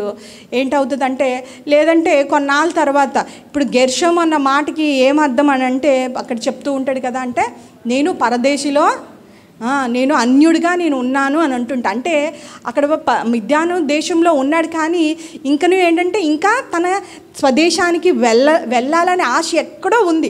కానీ 2వ కుమారుడు పుట్టిన తర్వాత ఒక మాట ఉంటుంది ఏంటంటే దేవుడే నా సహాయము. ఎలియాజర్ అంటే ఇంకేంటంటే ఇంక వెళ్ళాలని ఆశ లేదు, దేవుడు నన్ను తప్పించాడు, ఫరో ఖడ్గం నుంచి నా ప్రాణాన్ని తప్పించాడని చెప్పి అనుకుంటూ ఇంక దేవుడే నా సహాయకుడు అని అంటూ ఉంటాడు. అంటే ఇంక అక్కడ నేను ఇక్కడ గొర్రెల కాపరిగా ఇక్కడ ఇంక 40 సంవత్సరాలు నేను ఇక్కడ ఉన్నాను, ఇక్కడ నేను స్థిరపరచిపోయాను అని వేరొక ఆశ లేదు మళ్ళీ తిరిగి వెళ్ళాలని కదా. అట్లా అనుకుని ఉండొచ్చు. ఇంకా ఇజ్రాయిల్తో సంబంధము, ఆ కట్టడలు, ఆ నిబంధనలు అన్నిటి నుంచి ఏమైందంటే మర్చిపోయి ఉండొచ్చు. ఒకవేళ తన భార్య సిప్పోరా చెప్పి పర్వాలేదులే ఇప్పుడు ఎందుకులే తర్వాత చూద్దాంలే అని అన్నప్పుడు తను కూడా ఏంటంటే దాన్ని కూడా ఎక్కువ ఏంటంటే స్ట్రెస్ చేసి ఉండకపోవచ్చు. ఏ విధం చేతనైనానో దాన్ని మనం లేవు కాబట్టి బహుశా అని అనుకోవడమే. ఎందుకంటే దాన్ని దేవుని వాక్యంలో లేనప్పుడు మనం ఏం మాట్లాడుకోకూడదు. అట్లాగా ఏమైందంటే ఏ కారణం చేతనైనా అయినప్పటికీ గృహంనకు యజమానుడు ఏంటంటే దానికి బాధ్యత తీసుకోవాలి. ఆదాం ఏం చేస్తుంటే నువ్వు ఎందుకు పాపం చేసావు, ఈ పండు తినద్దన్న తిన్నావంటే తిరిగి ఏమంటూ ఉంటాడు, నువ్వు ఇచ్చిన స్త్రీ వల్లే త్వరగా వెంటనే బ్లేమ్ వెళ్ళిపోతూ ఉంటుంది. ఎందుకు ఆదాంని అడిగాడు, గృహానికి అధిపతి కాబట్టి, గృహానికి శిరస్సు కాబట్టి తప్పు ఎవరు చేసినప్పటికీ ఆయన దగ్గరికి వెళ్తాడు. దేవుడిని ఎవరిని నిలబెట్టి అడుగుతాడంటే వాళ్ళని అడిగాడు. అందుకే కోపం ఎవరి మీద రగులుకుందంట, మోషే మీద రగిలికి చంపాలని అనుకున్నప్పుడు ఈ స్త్రీకి తెలుసు, సిప్పోరాకి తెలుసు ఇదేంటంటే ఇది నిత్య నిబంధన సూచనగా ఇది ఉంది, ఇది చేయాలి. ఎన్నిసార్లు మరి ఫ్యామిలీలో దాని విషయంలోని ఆ టాపిక్ వచ్చి ఎన్నిసార్లు అలా ఆగిపోయారేమో తెలియదు. కానీ వెనువెంటనే ఈ స్త్రీ ఏమైందంటే జ్ఞానురాలు వలె తన గృహాన్ని కట్టుకుంది అంటే పిలిచిన దేవుడు ఏంటంటే కనికరించి పాపాన్ని నీ గృహంలో ఏంటంటే ఆ అపరాధం ఉన్నట్టయితే, అక్రమం ఉండినట్లు యోబు రాసిన గ్రంథంలో 22:21 ఉంటుంది ఏంటంటే నీ గుడారంలో అతిక్రమం ఉంటే దాన్ని తీసివేయము, అప్పుడు నీవు అభివృద్ధి నొందెదు ఉంటుందంట. అంటే అట్లాగే పిలిచిన దేవుడు ఏం చేస్తాడంటే ముందుగా నీవు ఒక మాదిరిగా ఉండాలి, నీవు ఒక లీడర్గా ఉండి ప్రజలందరినీ నడిపించే ముందు నీ కుటుంబంలో ఏముంది, లోటు ఉంది, నీ కుటుంబంలో అక్రమం ఉంది, నీ కుటుంబంలో చేయాల్సింది చేయకుండా నువ్వు వెళ్ళి ఫరో ఏదో మాట్లాడక ముందు ఏం చేశాడంట, ఈమె ఏం చేసింది, జ్ఞానవంతురాలు తన గృహం కట్టుకున్నట్లు మూడురాలు వలె ఆలోచించలేదు, గృహాన్ని పెరికివేయలేదు, అలక్ష్యం చేయలేదు. ఏం చేసింది, జ్ఞానం కలిగి, సంయోచితమైన జ్ఞానం కలిగి కదా. జ్ఞానం అందరికీ ఉండొచ్చు, కానీ ఏ సమయానికి ఎట్లా చేయాలి అని చెప్పి చేయడం అనేది కూడా అవసరమైందంట స్త్రీకి. ఆ సమయంలో ఏం చేసింది, గబగబగా ఏంటంటే ఆ ప్రదేశం ఎట్లా ఉందో తెలియదు, కానీ ఒక వాడిగల రాయిని తీసుకుందంట. తీసుకున్న తర్వాత తన కుమారుడికి సున్నతి చేసిందంట. తల్లిగా అది చేయటము చాలా కష్టమే ఉంటుంది, దానికి ఒక సర్జరీ అవుతుంది. ఈ రోజుల్లో అయితే, ఈ రోజులు కొన్ని ముస్లిం కుటుంబాలు కూడా సున్నతి చేయడం అది వారికి ఆచారం. దాని పెద్ద ప్రాసెస్ ఉంటుంది, సర్జరీ ఉంటుంది, అడ్మిషన్ ఉంటుంది. కానీ తల్లి ఏం చేసిందంట, కుమారుడికి సాహసించి ధైర్యంగా అది చేసిన తర్వాత ఏం చెప్తుందంట, అక్కడికి వచ్చి చూడండి ఏం మాట్లాడిందంటే, ఆ పాదముల యొద్ద పెట్టి, అంటే మోషేకి వదిలిపెట్టేలేదు, కానీ ఏదైతే తన జీవితంలో తన వల్ల అయ్యిందో, మరి భర్త నిర్లక్ష్యం వల్ల అప్పుడు సెటిల్ చేసుకోవట్లేదు, ఏంటంటే నెపములు వేసుకోవట్లేదు, దాచిపెట్టుకోవట్లేదు, గొడవలు ఆడుకోవట్లేదు, కానీ వెంటనే తన తప్పు ఎరిగి తను తగ్గించుకొని సరిదిద్దుకొని తన భర్త మీద వచ్చిన దేవుని కోపాన్ని ఏంటంటే తప్పించి తన కుటుంబాన్ని రక్షించుకుంది. ఎటువంటి స్త్రీ అంటే, అట్లాగా ఇన్నాళ్ళు దేవుడు ప్రణాళిక, ఇంతమంది స్త్రీలు మోషే జీవితంలో ఉండి తన పుట్టిక దగ్గర నుంచి, పుట్టక ముందు దగ్గర నుంచి అనేకమైన స్త్రీలు నిలబడ్డారు, దేవునికి భయపడ్డారు. ఆ ప్రణాళికలో దేవుని పిలుపుకి వారు ఏ పరిస్థితిలో ఉన్నారో, ఎక్కడ ఉంచారో వారు నమ్మకంగా చేసి ఉంచారు. తల్లి చేసింది, మంత్రస్వాములు చేశారు కదా, అట్లాగా మిరియాము చేసింది, ఫరో ఏంటంటే కుమార్తె కూడా చేసింది. అట్లాగా సిప్పోరా కూడా ఒక నాయకుడినే కోల్పోవలసి వచ్చును. సిప్పోరా కానీ వెంటనే చురుకుగా ఆ టైంలోని స్పందించి ఉండకపోతే, ఆ పరిస్థితులు బట్టి నేను తల్లినే కదా, ఇది నేను చేయదగింది కాదు, లేదంటే ఇది చేయటానికి అందరికీ ఏంటంటే ఇప్పుడు ఏంటంటే తిని చేస్తున్న పని అంటే ఒక బ్లేడ్తో ఒక సర్జరీ చేస్తున్నట్టే పని, అటువంటిది నేను చెయ్యాలా, నేను చెందాలా అని వెనుకదట్టు చేయలేదు, కానీ తడవు చేయలేదు. కానీ వెంటనే ఆ కార్యం చేసిన తర్వాత ఇంకొక మాట ఉంటుంది చూడండి, 2 సార్లు అంటది, ఇప్పుడు అతని పాదముల యొద్ద అది పడవేసి, నిజంగా నీవు నాకు రక్త సంబంధమైన పెనివిటి అయినను, అంతటా ఆయన అతన్ని విడిచాను. ఎవరు విడిచారంట, యెహోవా అంటే మోషేను విడిచివెళ్ళి. అప్పుడు దేవుడు ఏది జరగాలో, సిప్పోరా అన్న మాటకి అంటే పిచ్చుక అని అర్థం కదా, తన పేరుకు పిచ్చుకాని అంటే బలహీనమైనప్పటికీ కూడా ఏం చేసిందంట, బలమైన కార్యాన్ని చేసి తన కుటుంబాన్ని క్షేమం కొరకు చేసిందంట. మన కుటుంబంలోని ఎట్లాగైతే ఆశీర్వాదాలు కావాలని చెప్పి మనం ప్రార్థన చేయాలి, నీతిగా ఉండాలి, యథార్థంగా ఉండాలి, ఉంటున్నామో చేస్తున్నామో, అట్లాగే మన కుటుంబాల మీద శాపం రావడానికి కూడా మనము మెలకు కలిగి ఉండాలి. ఎట్లాగైతే దేవుడు ఆశీర్వదిస్తూనే ఉంటాడు, అన్ని మేలు పొందుకుంటూ ఉన్నాము, కానీ ఎక్కడో మనకు తెలియలేనప్పుడు ఎక్కడో ఒక లీక్ ఉంటుంది. చూడండి, పెద్ద టైటానిక్ షిప్ చిన్న కన్నం ద్వారా అంత పెద్ద ఓడ మునిగిపోయి అనేకమైన ప్రాణాలు పోయాయి.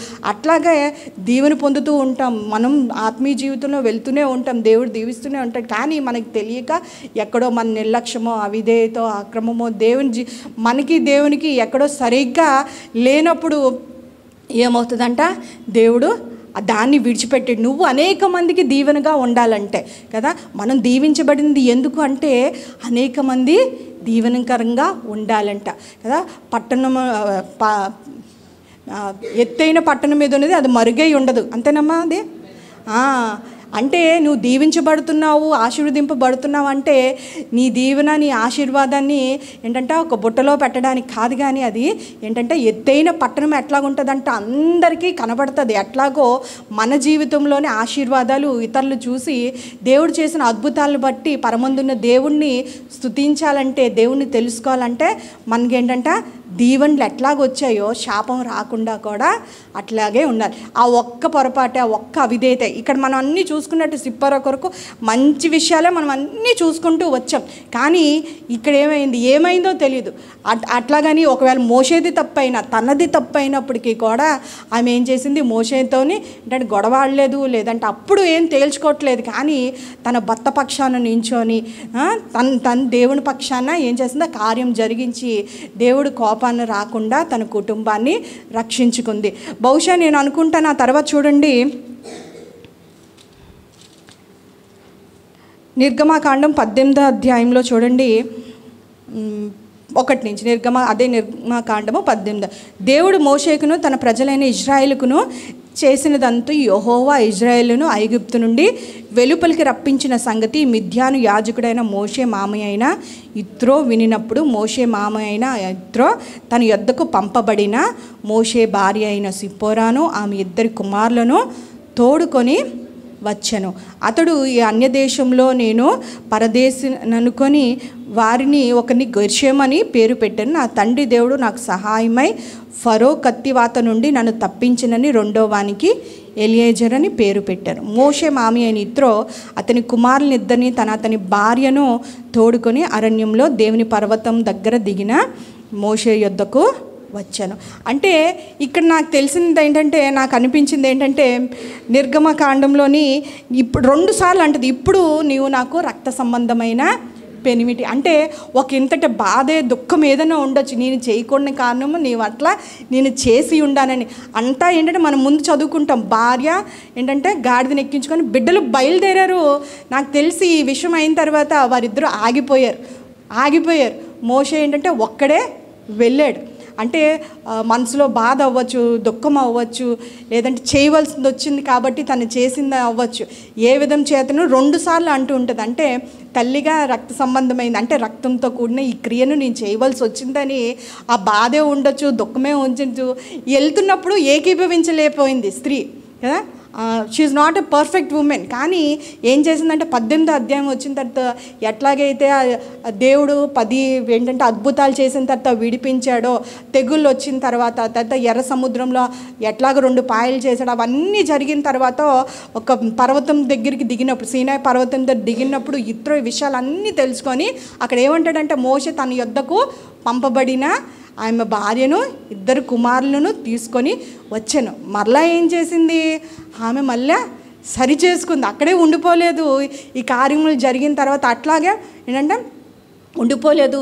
తన తండ్రితో కలిపి కుమారులతో కలిపి మరలా ఆయనతో సేవలోని ఇంకా బోల్డ్ పరిచర్య ఉంటుంది ఇక్కడ చేయటానికి కదా.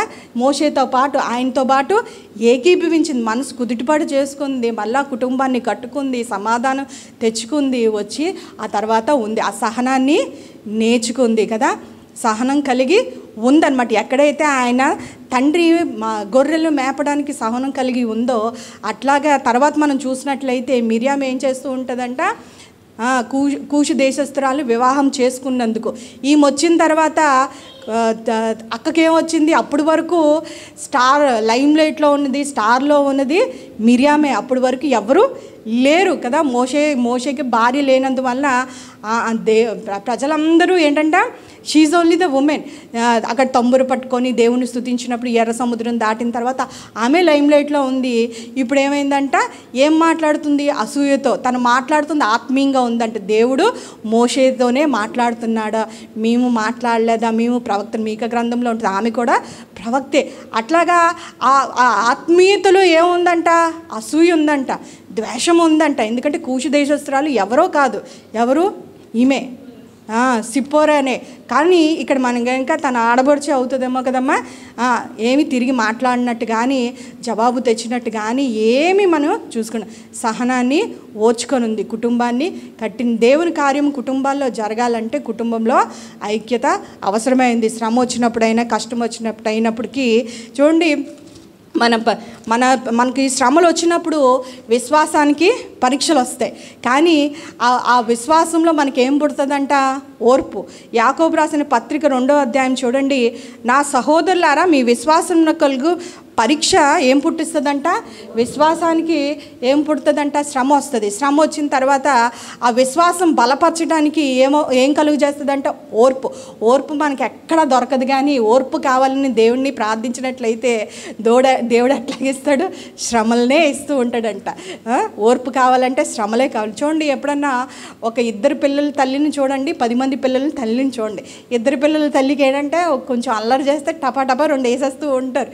అదే 10 మంది పిల్లల తల్లిని చూడండి, ఓర్పు సహనం వచ్చేస్తుంది. అంత త్వరగా పడి ఏంటంటే కొట్టడానికి కానీ ఓర్పు సహనం ఏంటంటే ఎక్కువ మంది బాధ్యతలు, ఎక్కువ శ్రమలు, ఎక్కువ అన్నిటి నుంచి వెళ్ళినప్పుడు ఏంటంటే దేవుడు మార్చుతూ ఉంటాడు, సహనాన్ని ఓర్పుని ఇస్తూనే ఉంటాడు. అట్లాగా కలుగు పరీక్ష ఓర్పును పుట్టిస్తుందంట. మన విశ్వాసాన్ని కలిగిన పరీక్ష ఓర్పు పుట్టించిన నెరిగి మీరు నానా విధమైన శోధనలో పడినప్పుడు అది మహదానమందని ఎంచుకొనిడి అంటే కింద చూడండి, మనం సంపూర్ణము అనునాంగులం అంటే ఎటువంటి ఏంటంటే మళ్ళీ ఫాల్ట్ లేకుండా మనలో ఏంటంటే సంపూర్ణత, కంప్లీట్నెస్ మనకు రావాలంటే ఆత్మీయ జీవితంలోని మనం సంపూర్ణంగా దేవుని స్వారూప్యంలోని మనం చెక్కబడాలంటే ఏం చేస్తుందంటే దాని కార్యం ఎవరు చేస్తారంట?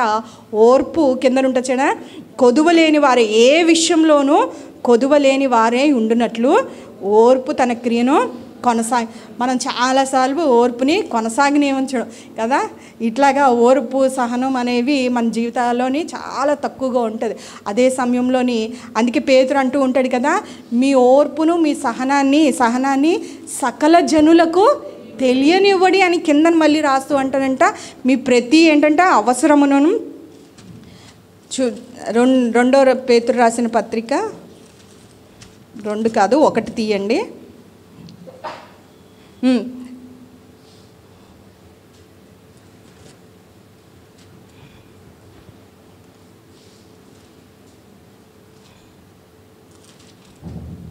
ఎవరైనా తీసారమ్మా? మీ సహనమును అన్యజనులకు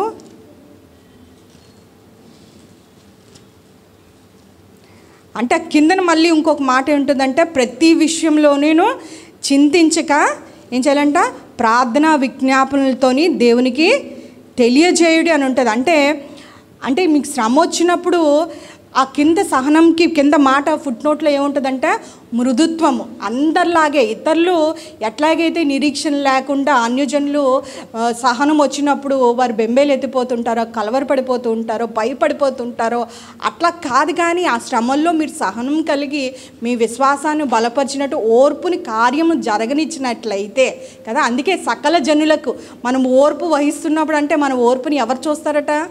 సకల జనులు చూస్తూ ఉంటారంట. అవును కదా, మనకి ఇట్లాంటి బాధలే వచ్చాయి, మన ఈ సిస్టర్కి మళ్ళాంటి బాధలే వచ్చాయి, మనకి ఇటే కష్టంలోనే ఉన్నాం. కానీ ఈ సిస్టర్ స్పందించిన రీతి కదా, దేవుని కలిగి ఈమె స్పందించిన రీతి, ఈ కుటుంబంలో వచ్చిన సమస్య తాను ఎదుర్కొనే విధానము కదా, అది చాలా భిన్నముగా ఉంది, వ్యతిరేకంగా ఉంది కదా. నా వలే తను అట్లా మాట్లాడలేదని చెప్పి అప్పుడు ఏం చేస్తామంటే మనం వారిని ఆకర్షిస్తూ ఉంటాం.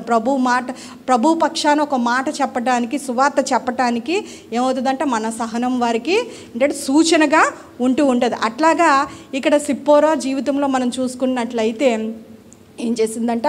ఓర్పు కలిగి ఉంది. ముందు ఎట్లాగున్నప్పటికీ కూడా తన జీవితాన్ని సరిచేసుకుంటూ మోషేతో పాటు గొప్ప నాయకుడు కదా మోషేని ఏర్పరచుకుంటే దేవుడు మంచి సాక్ష్యం కన్నా ఇల్లంతట్లోని నమ్మకస్తుడు కదా, దీనుడు, సాత్వికుడు అంటాడు. అటువంటి భర్తతోని ఏంటంటే తన పరిచర్య విషయంలో సహకరించింది, సాటి అయిన సహాయంగా అంత పెద్ద గొప్ప పరిచర్యలోని ఏం చేసిందంట అక్క ఉన్న టైంలోని ఒకనొక టైంలోని మిరియాం కూడా సహకరించలేనప్పుడు భారీగా ఏం చేసిందంట ఉన్నది కదా. మనం అందరం కూడా వీఆర్ నాట్ పర్ఫెక్ట్ పీపుల్. మనం అన్ని విషయంలో సరిగ్గా మనం ఉండలేం. కొన్నిసార్లు తప్పిదాలు చేస్తాం, పొరపాట్లు చేస్తాం, తప్పిపోతూ ఉంటాం.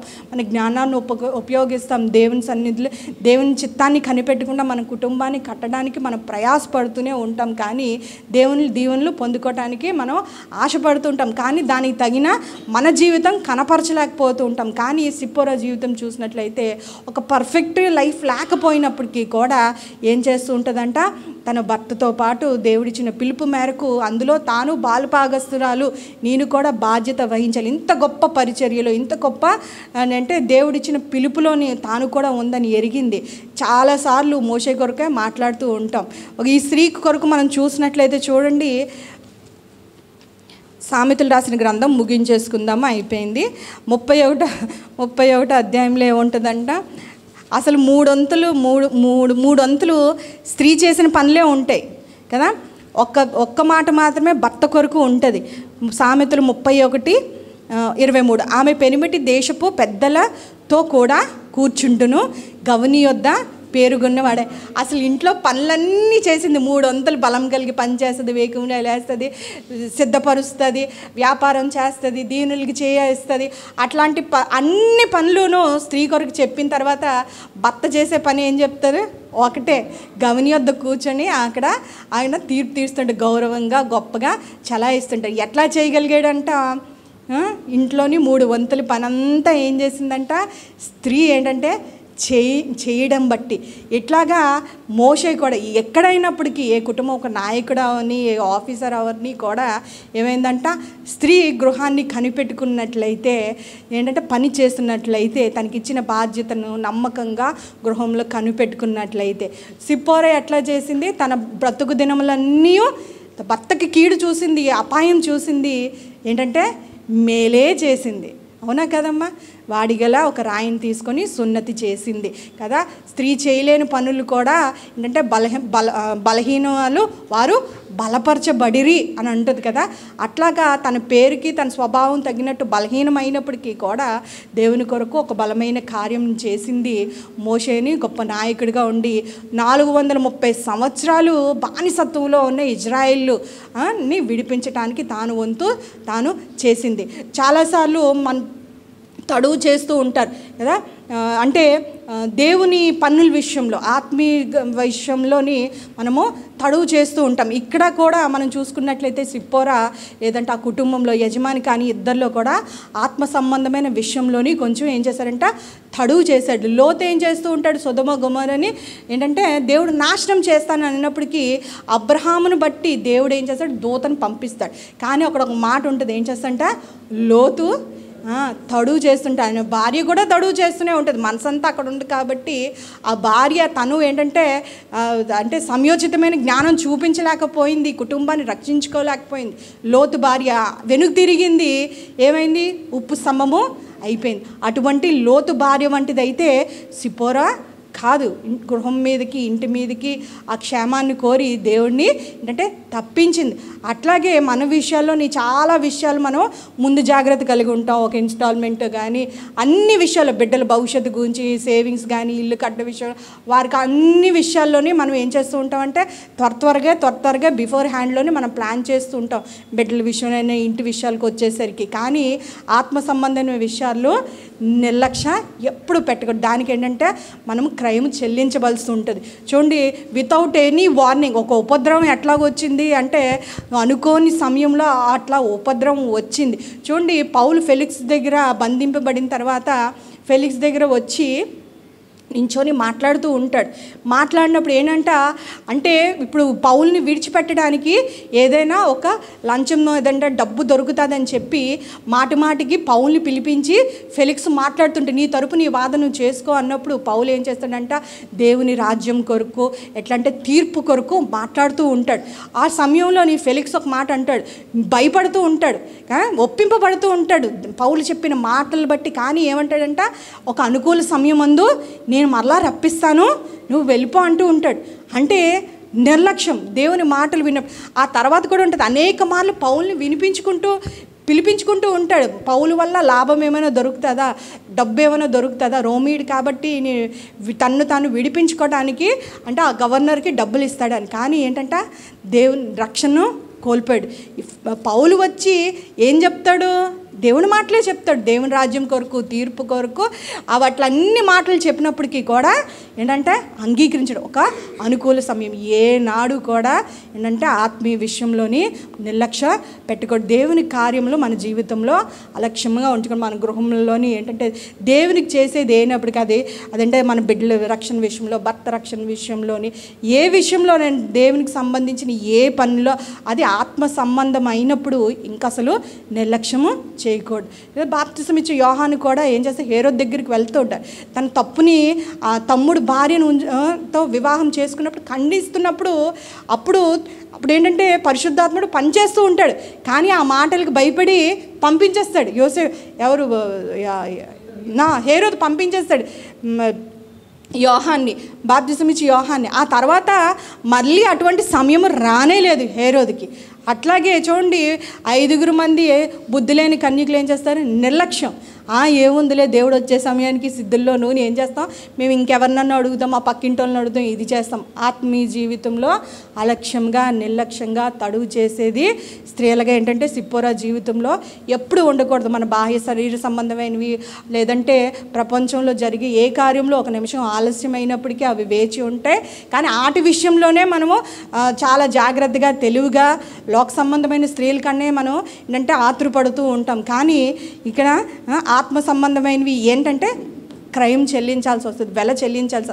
మనం నిర్లక్ష్యం చేసినట్లయితే, దాన్ని మనము వాయిదా వేసినట్లయితే ఏంటంటే అనుకోని సమయంన అనుకోని గడియ మన కుటుంబాల మీదకి, మన ఏంటంటే భర్తల మీదకి, మన బిడ్డల మీద కీడు రప్పించడానికి మనమే కారకులు అవుతుంటాం. మనమే పెద్ద పెద్ద పనులేని మనం ఏం చేయలేం. కాబట్టి సిప్పోరాలాగా ఏంటంటే చిన్న పనులే ఏంటంటే నాకేమీ చేయలేను, నా భర్త విండు, నా పిల్లల మాటలు, ఇట్లా కుటుంబంలో అనేక వ్యతిరేకమైన పరిస్థితులు ఉన్నప్పటికీ మనం అందరం ఏం చేయగలమమ్మా? ప్రార్థన చేయగలం. ప్రార్థనను కంచి కుటుంబానికి మనము అనునిత్యము మనం వేసినట్లయితే, సమయాన్ని సద్వినియోగపరుచుకున్నట్లయితే కదా, లోకమంతా భయంకరమైన పాపంతో నిండిపోతుంది. అక్రమము, దౌర్జన్యము, పాపము అవన్నీ నానాటికి ఎక్కువైపోతున్నాయి. కానీ ఏంటంటే అదేం తరిగేది కాదు. కాబట్టి ఇప్పుడు కావాల్సింది ఏంటంటే నేటి స్త్రీలుగా మనం ఏంటంటే ఎట్లా మేలుకోవాలి, మెలకుగా ఉండి జాగ్రత్త కలిగి కుటుంబాన్ని ఏం చేసుకోవాలంటే ప్రార్థననే కంచుతో మన కుటుంబం క్షేమం కొరకు, మన కుటుంబము ఆశీర్వదింపబడడానికే కాదు కానీ దేవుని శాపం, దేవుని ఉగ్రత మన కుటుంబాల మీద రాకోవడానికి మెలకువగలిగి ప్రార్థన పోరాటము మనం చేయవలసిన బాధ్యత ఉంది. సిప్పోరా ఇట్లా మనం చూసుకున్నట్లయితే she is not a perfect women. మనలో కూడా చాలా బలహీనతలు ఉంటాయి, హెచ్చుతగ్గులు ఉంటాయి. కానీ దేవుని కృపను బట్టి అవి మనం దేవుడు మాట్లాడినప్పుడు, ఒక స్త్రీ జీవితంలో నుంచి మనం తెలుసుకున్నప్పుడు, విని విడిచిపెట్టేసే వారం వండుకున్నప్పుడు, పరిస్థితులు తెలిసినప్పుడు ప్రపంచం ఇట్లా ఉంది, మనం ఏంటంటే ప్రపంచం ఇట్లా ఉందని ఎరిగి, పరిస్థితులు అపాయకరమైన దినముల్లో కదా అటువంటి దినాల్లో మనం వచ్చేసామని ఎరిగి మనము మెలకు కలిగి ప్రార్థన చేయగలం. అందరం చేయగలం, అందరం మోకరించగలము, అందరూ యాచన చేయగలం, కన్నీటి కార్చగలము, మన కుటుంబాల కొరకు రోధించగలిగి దేవుడి ఉగ్రతని మన కుటుంబాల నుంచి మనము తప్పించే స్త్రీలుగా మనం అందరము ఉండగలం. దేవుడి కొద్ది మాటలు దీవించిన కాగా అట్లా కళ్ళు మూసుకున్నట్లయితే మనం ముగిద్దాము. పరిశుద్ధుడా, ప్రేమ గల తండ్రి, కృపగల దేవుడు, స్తోత్రములు చెల్లిస్తున్నాం ప్రభువా. అవును ప్రభువా, సిప్పోరా జీవితం నుంచి మాతో మాట్లాడి ఉండగా ప్రభువా, నాయన జ్ఞానవంతురాలు స్త్రీ తన గృహంను కట్టుకున్న రీతిగా ప్రభువా, నాయన మా జ్ఞాన హృదయము దయచేయము అని నాయన మోషే ఎట్టి రీతిగా ప్రార్థన చేసి ఉంటాడో ప్రభువా, నాయన సంయోచితంగా జ్ఞానం ఒకటే కాదు కానీ ప్రభువా, ఏ సమయంలో ఎటువంటి రీతిగా ప్రభువా నాయన మేము నిర్ణయాలు తీసుకోవాలి, మా కుటుంబం పక్షాన మేము ఎట్లాగా ముందుకు నిలవబడి మా కుటుంబం పక్షాన ప్రభువా నాయన కీడును మేము తప్పించగలము. నాయన ఆ ప్రార్థన కంచిని వేయటకు ప్రభువా మరి ఒక్కసారి ప్రభువా ప్రార్థన ఆత్మను మా అందరి మీద కృమ్మరించమని వేడుకుంటున్నాం ప్రభువా. ప్రార్థన బలిపీఠాన మా ప్రతి గృహంలో ప్రభువా మీరు ప్రేరేపించమని వేడుకుంటున్నాం ప్రభువా. దాన్ని అలక్ష్యం చేయకుండా ప్రవ్వా మెలకు కలిగిన నాయన సిప్పోరవలే ప్రవ్వా నాయన మేము ఉండుటకు ప్రవ్వా మీరు సహాయము దయచేయమని వేడుకొంచున్నాం ప్రవ్వా.